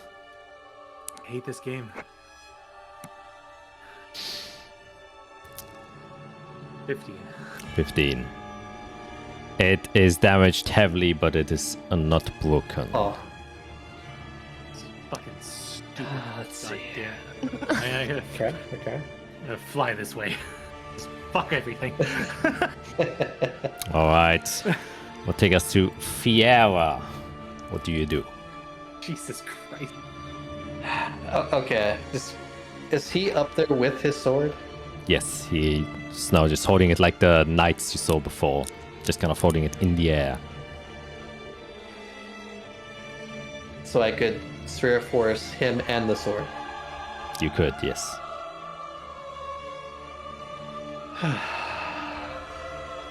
Well, I'm not done. Point my staff up.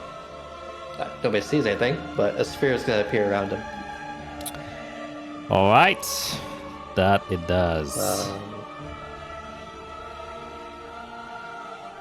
Oops, I don't have my girl. Alright, well, I'm not done. Israel, I could use another heal if you can. Iric pillars. We'll get to him when we can. And that's my turn. All right, on his turn, he's just continuing holding his sword up. You can see the glow of his sword starts to get brighter and brighter and brighter. But you can now sense, but only you, Fiera, like regaining a little bit of respect after the somewhat, to at least his eyes, lack of pride that you have shown thus far. And I will end his turn. Great. And yeah, that will take us to Isorel. Okay, what did you want me to do, Fiera? Heal and attack the pillars.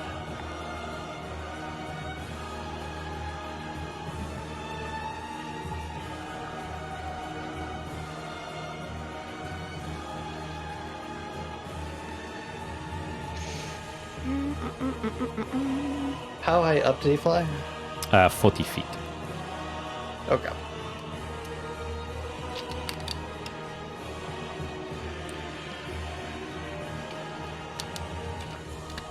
You need some more healing? He literally exploded, divine, everything. Yes. Okay. So bonus action, I'm going to Healing Words Fiera for 20 more. Nice.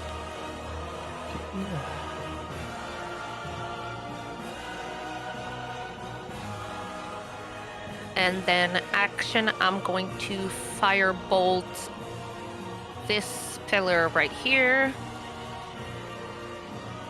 All right. The very top one. Coming right up. Yep, the very top one.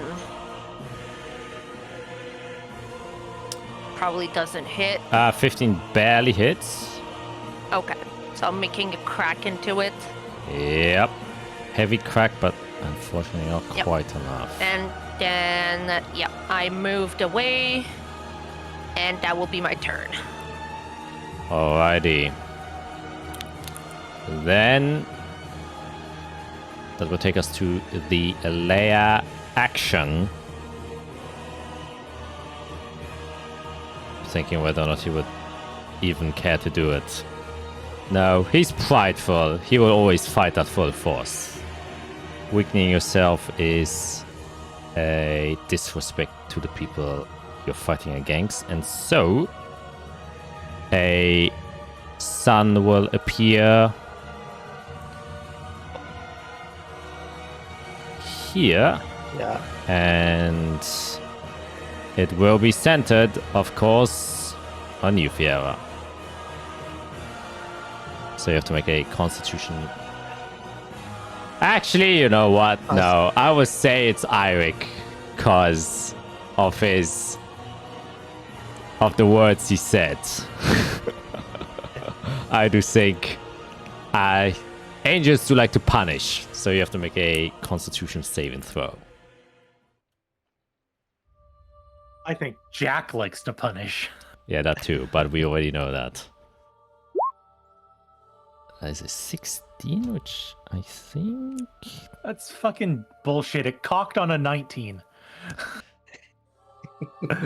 And My digital dice keeps cocking.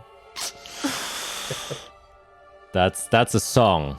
That's a song that Sam Riegel wrote. Listen, when I shot that thing, which one?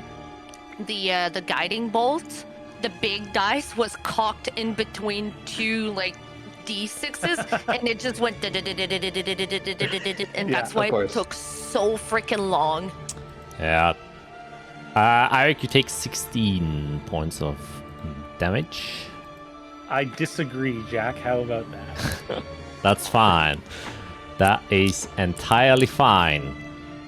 And that will take us to Azathia, who has finished charging his sword. Of course. And he will cast Sunburst, which is an 8th level spell. Oh, let's. Whoops, that's not what to do. But to see how far away he is. I can't measure at the moment. Yeah, he's definitely Pretty within sure- 60 feet. He is. Best I can give you is a 3rd level. Let's So go. do I mean, you can still make an intelligence check. You can still roll an 18.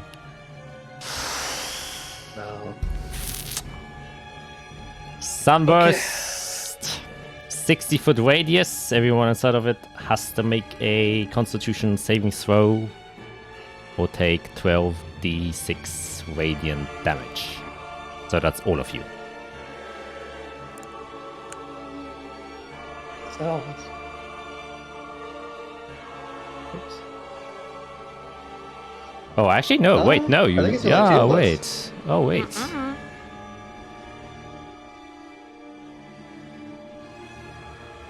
Wait, no. Wait, am I crazy? I just. I think that's 2. Hold up. I am going. Am I crazy? That's 60-foot radius. Why is yours bigger than mine? Yeah, I'm also The confused. heck? Do you have snapping off? Yeah. Yeah, me too. Hang on, let's all draw a 60-foot circle. Yeah, like Yep. I'm also confused because. Oh my God! Wait, hold on.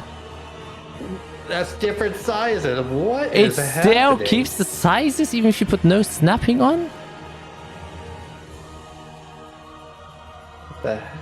Yeah, because look, mine is literally 60 feet right here. Oh my I'm God! 60 feet if I go up, but if I point towards Yeah. me, 60 feet is... Yep. Oh my God! What the fuck? Why is it like that? If I point towards me, 60 feet is not quite at me. Yeah. Yeah, And I'm if I starting point right exactly at me, at- I'm inside 60. That's really But weird. if I point north, Yeah, it's because if you go vertically, it's counting the squares of distance and not the actual distance, which is why would it do that? If you have no what about snapping, just a line? Does it do that for just a line too? I believe. Yeah. Yeah, it does. Yeah. Yeah. 60. Yep. Ah, I guess. The fuck? How do you calculate that then? What is the correct way? I don't know. You know what? I'll make it fair. Okay, actually no. You guys have to decide now. You guys have to decide since this is a global rule. We either choose it to make it, straight forth or diagonally. So you either have a bigger radius or a smaller radius. in the future, I'm gonna want bigger. Yeah. So this is But the now, most non-biased thing. Actually, oh boy, I don't know. I will quickly read because for like cones, for example, they have a very specified that the length of the end of the cone has to be the same distance as the distance of the cone. So if you have a 30-foot cone, the end of the cone has to be 30 foot wide. So Right. I'm assuming they must have a way to do that. So how to measure radius DnD 2024.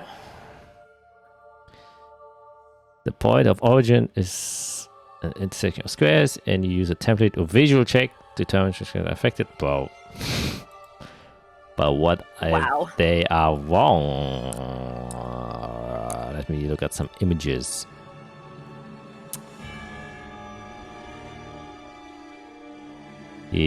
Yeah, so... Okay, yeah, no. So, unanimously, most templates agree that you just take the shorter distance.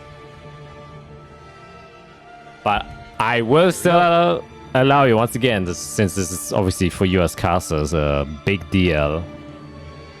Obviously now it's kind of an asshole time to make you choose, because there's a definite bias here, but I mean, I am allowing it.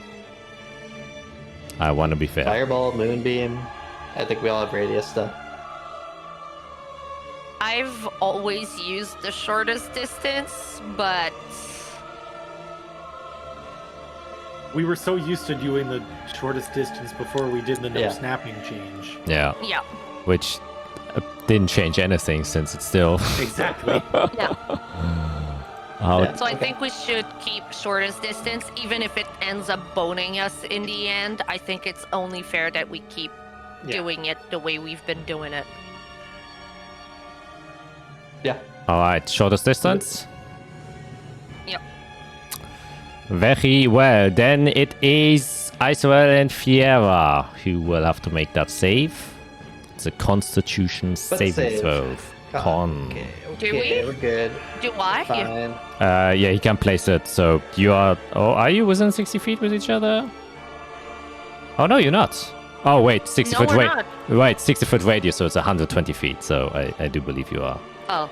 Yeah. Oh. Okay. Oh, wait, I got this weirdly set up to... Here's my reaction. Well, in that case, even Well, no, that's Oh, that's sorry. going to be a 240 foot. sorry, 60. Yeah. Okay. Yeah. Yeah, so it would definitely hit both of y'all. Yeah. Yeah, no matter what. Yeah, Okay. yeah, We're toast. Okay. And you said it was which type of save? yeah. Constitution.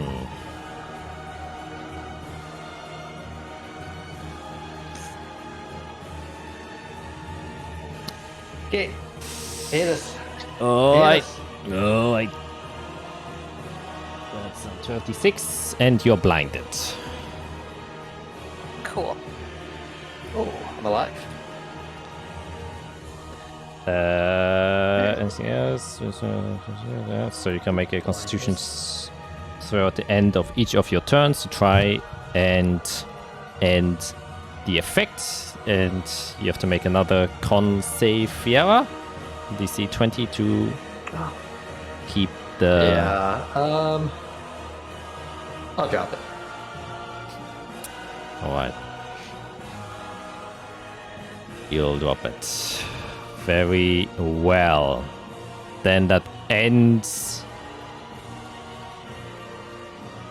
its turn, taking us to Iwick.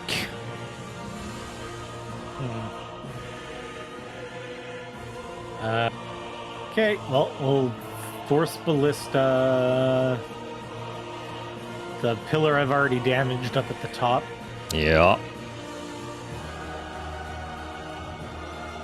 Oh my good god. About that hits. 15 is the AC. Yeah. Forgot that is still there. 21. 26. Yeah, that definitely destroys it without issue. And it is gone. I'm going to fly out of here. We're gonna firebolt the glowy circle thing. Alright. I feel so useless. Every turn is just the same. Definitely hits.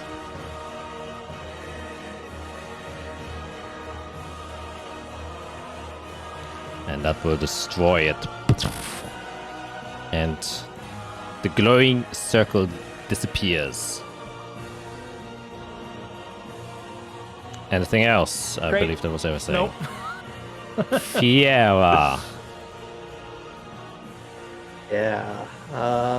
Boy. Can't see. That makes anything and everything tough. They're 40 feet in the air. I know, rough distance. How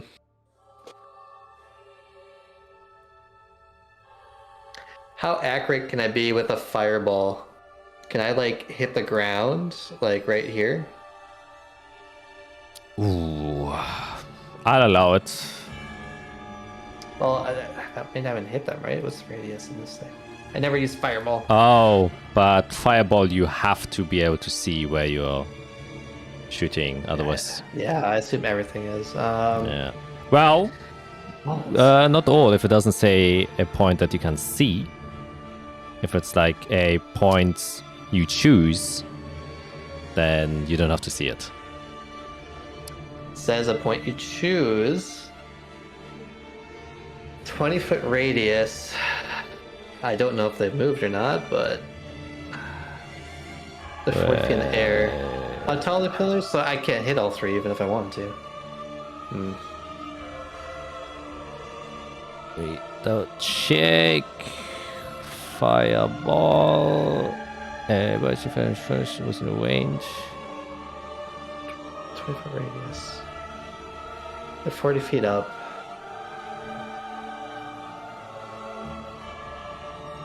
Oh wow, yeah. He goes next. Israel. I don't think I can do that this turn though. I am just gonna cast Resilient Sphere on myself. Because I don't have to see to do that. Yeah. So Bubble I time. bubble. Bubble time. It is bubble time. I gotta be able to see. And yeah, I'm not gonna. Well, I'll roll toward Azrael's direction. All right. Take care of yourself, Azrael. I'm fine. No problem. We're good. That's my turn. Very well. Then. Oh, blinded. Do I? Oh yeah, you do. End of your turn always. Please remember, because I will definitely forget. Oh wow! Yeah, Not you're not blinded anymore. You're not blind, and you kind of look around the shimmering bubble and see the angelic figure, who will now approach 50 feet, still flying in the air, kind of flying over you, towards you, Isorel. That Of course. puts you within a range, I believe. Barely. And he will attack you twice with its sword. Of course. Oh no, only once, since that's his second turn. That's a 21. Yep. And that's 21 damage you take there. Ending its turn, taking us to you, Isorel.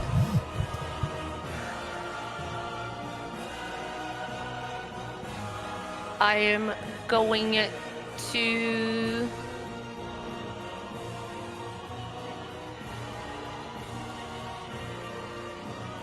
You can't hit me. I'm in my bubble. I'm going to healing words myself as a bonus action. Yeah. Come on, cast it, please. Whoa. And then I remembered that there's a pillar not far from me, and because I am a spell sniper, I can do close range spells, so I'm gonna firebolt in the general direction that the big pillar is next to me. Alright. Yeah, you'll still have disadvantage, but you can definitely do that. I still have disadvantage? Yeah, since you're still blinded, you Okay. are allowed I'm to... gonna have to roll. I'm gonna have to roll twice because I can't do it at disadvantage for some reason. That is fine. First one. And second one. I mean, I'm still gonna hit. Yes. 13. So that would be, 13. So it takes damage but doesn't quite break. Yes. And then I'm blind. I'm just going to start running this way and then this way. And then I think I'm going straight, but I'm just running around because I don't know where I'm running because I'm blind. Yeah, you're just gonna... Yep, bobbing and weaving. And now con save to see if I'm still blinded. This is not a concentration check. I'm not blind anymore. Damn! Whoa. Yes, and you can once again see the stumbly route that you took. And your vision returns. Very nice. Anything else? I believe that was everything. That's everything I can do, yep. Then... It was still pretty good. Yep. And as a layer action, he will have one of the spirit of an angel appear again on the pillar that is closest, well, not closest, but close to you, Icewell. I drew a shitty line. And once again, you can all hear the choir singing once again. Ending the layer action's turn, taking us to his turn, who is going to just follow you, Icewell. Kind of going in front of you.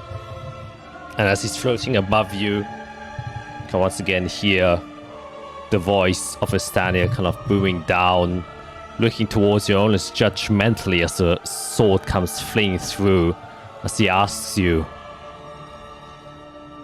"Desperation I sense. Why try so hard? Why fight so long? What's the reason, the purpose? You come to my crypt, seeking my artifact."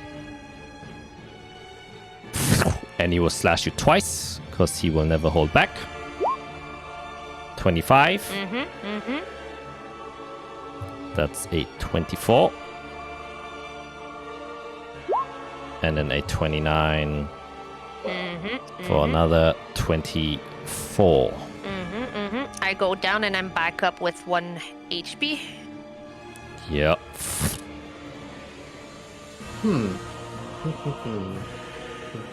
But I'm on the ground.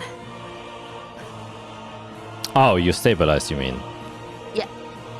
Then, taking the sword out of you, he turns, looking directly at you, Eirik. And that will end his turn, taking us towards you, Eirik. Okay, or firebolt him because he's looking at me. Yeah. 28 will definitely hit. There's a 1 in there, so plus 1, so 20 damage. Nice. And then, just because I'm getting tired of his shit, I'm gonna force ballista him. Okay. Do it. 27. 27, yes. 14 plus? 19. No, nice. 19. 19. And he's pushed backwards 5 feet. Yep. You can see now his robes have definitely starting to show some wear and tear. His helmet is dented in several spots. He definitely looks close to quote-unquote bloodied. There's no blood spilling from him, but you can just see pores of light going through the robes itself. Close to bloodied. Yeah. Where am I moving to? What am I doing? Right there. Alrighty. Fiera.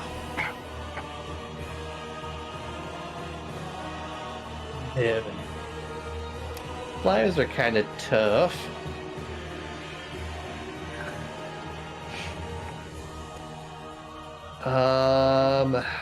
I think the only thing we've tried for the pillars is fire and force.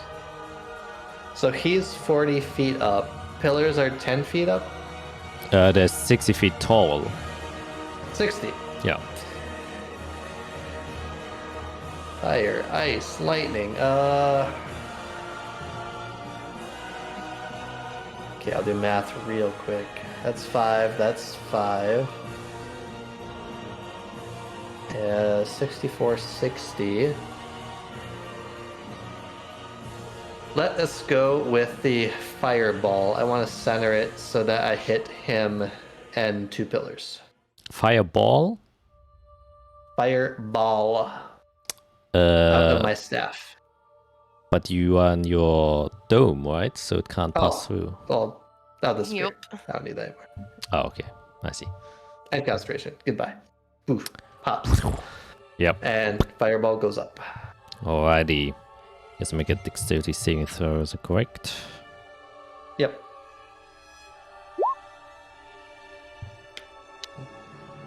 A 20. So he still takes half, which is 16. Yeah. And the top pillar cracks and the lower one as well. And so does the... Actually, Oops. I didn't want to do it. no, the spirit would actually remain, since the pillars don't destroy them if they've already been casted. And so, That's fine. And Ezreal. Oh, you're too far, Ezreal. Okay, that's... Oh, he asked a question. Why are we here?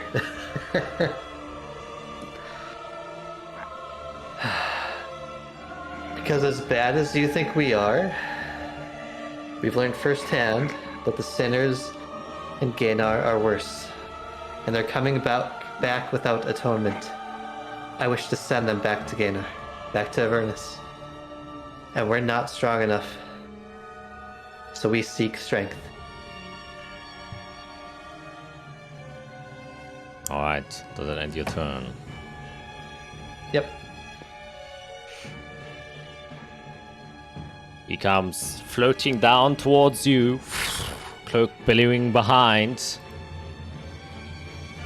kind of looking down onto you imposingly, framed by his winged cloak, and he says, I sense your intentions are good of heart. That I never questioned. What I question is, will you be able to complete the deed you set out of? If you even fail against my spirit, why would I hand my blade to you? If you're just gonna die by the hands of a sinner. If you die by my hand, trust my words, youngling. You will surely fall to that of a sinner. And with that, a blade comes striking down towards you. A natural one! Sorry, what was that? It's sort of... It's like... That was a deliberate whiff! Just give me a chance.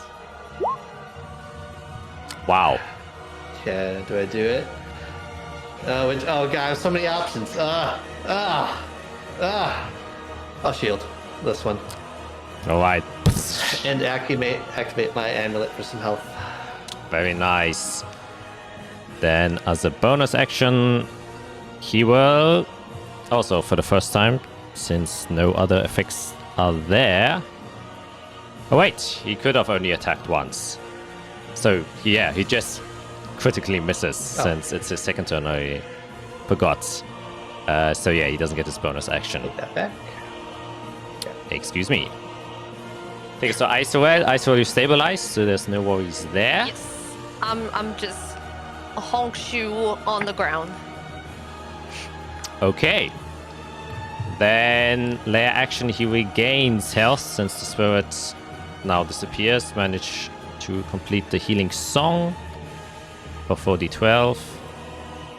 3, 4, Oh my wow. God.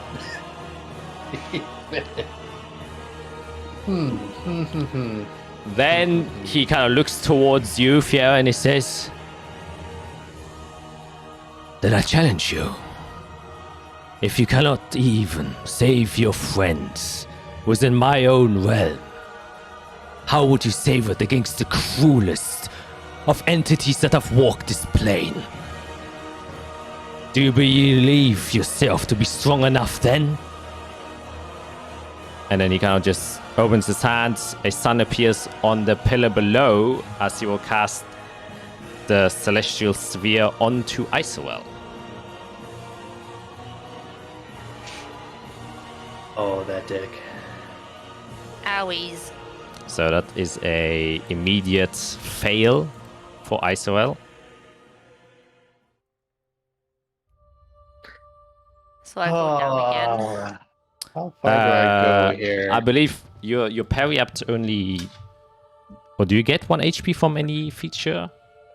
Basically, I am stabilizes to stabilized. 0. Yeah, stabilized means you are still at 0 HP. You don't get any HP back. Yeah, no, that's it. I'm at 0, so Yeah. that means I am back down again.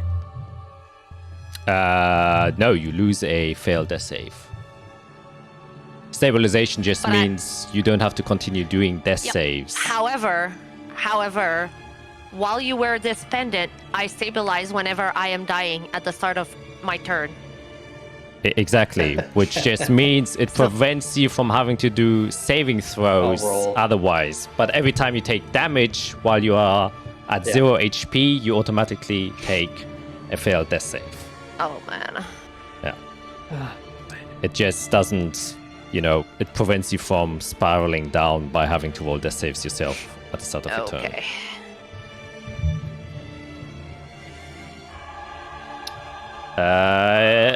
Yeah. And it's his turn immediately afterwards. And you're right. He is an asshole. Because his sword will go away from you and go immediately above the throat of Isolel. Looks, even though no face, just a helmet, looks at you, Fiera, and just tells you, "Show me how you would prevent this." And then attacks her. Okay.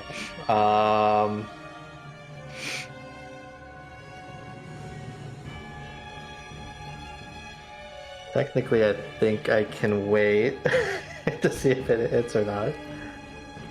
It's gonna automatically hit.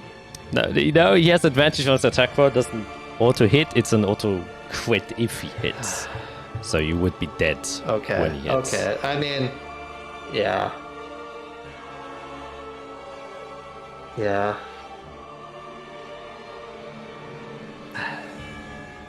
You're not my enemy.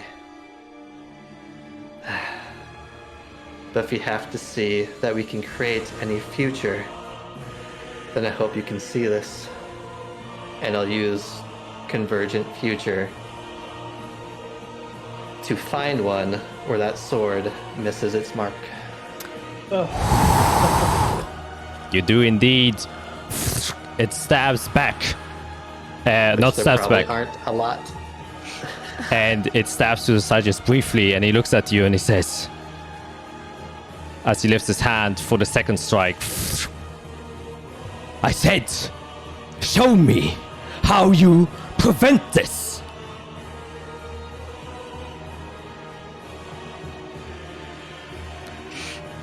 It comes down. It might still miss. And a 19? That hits. Comes down. My armor class is 16. Oh, yeah, it's- I am squishy as hell. Yeah, it's your wild-shaped fang form that I... Yep. And it comes... pierces right through Isolel's sword. In that very instant, as it kind of just departs, you see the death of that your entire vision filled once again, light as you are ejected, as you feel the dismissal. I only have 2 dead save. No, the first one came from the celestial ring. Was the first death save fail? No, I only have 2. You get 2 automatic fails from this hit, because it's a critical hit since it's a melee attack. Oh, it's a critic? Oh, okay. Yeah. Okay, that's why. All right. And you are all janted out of the crypt as you're being dismissed by the spirit that creates this realm. And as you get dismissed, you all fall onto the weird grass ground of the Fey forest around you. You can all look and see Isorel. You fall, you wake up, but you're standing, and you all look at yourselves. You have no damage visible on you. All pain you have felt doesn't seem to be there, but you do see Azathia, who's been seemingly reading some sort of book, who kind of like wakes up and looks towards you and says, that was quick. How did it go? And that's where we're going to end today's session. Hey, it's a mess. That was a mess.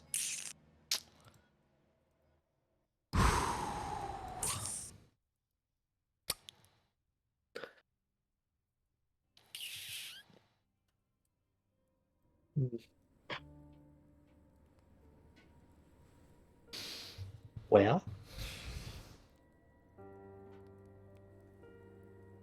It's a stupid game. At least there are no consequences to this. I'm not dead. my pride.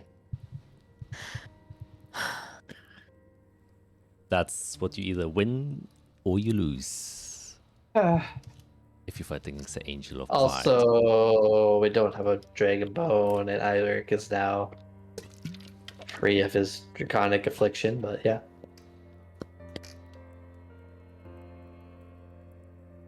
I'd say probably wasn't the best time to fight after, changing your life and who you are and your soul, but...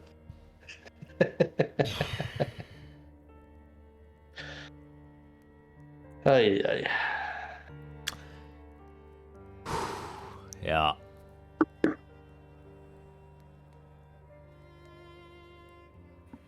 Round 2. She's just immediately gonna step back inside and try again. But yes, unfortunately, there can't always be just victories.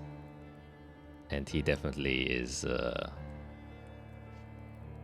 little bit above your pay grade at the moment, it seems. I think is doable, but yeah, he is a couple CRs higher. It's definitely doable. It's just, I thought there would be more effect for the pillars, so I was like, hey, let's take care of pillars. That seems like a good idea. Well, I mean, in theory, you're right. Like, the less If we things did he it has quicker. to use. It just took so long. Destroy the lair, and usually it helps weakening the thing. But it just took too long. Yeah. Yeah. But at least now you know what you're getting into the next time you step inside. And, well. Yeah, Or do with we? We're just preparation. going to change it. I mean, probably. Nah. That's the Angel of Pride. He doesn't do no sneaky shit. That's his A&O. We can definitely beat him.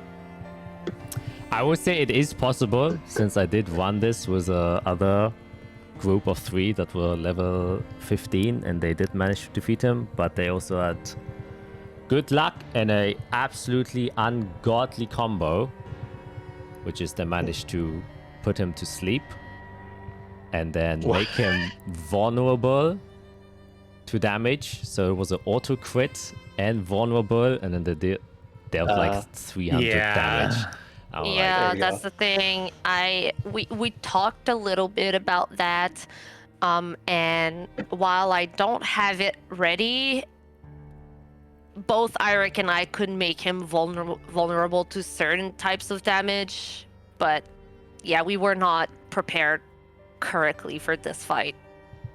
Yeah.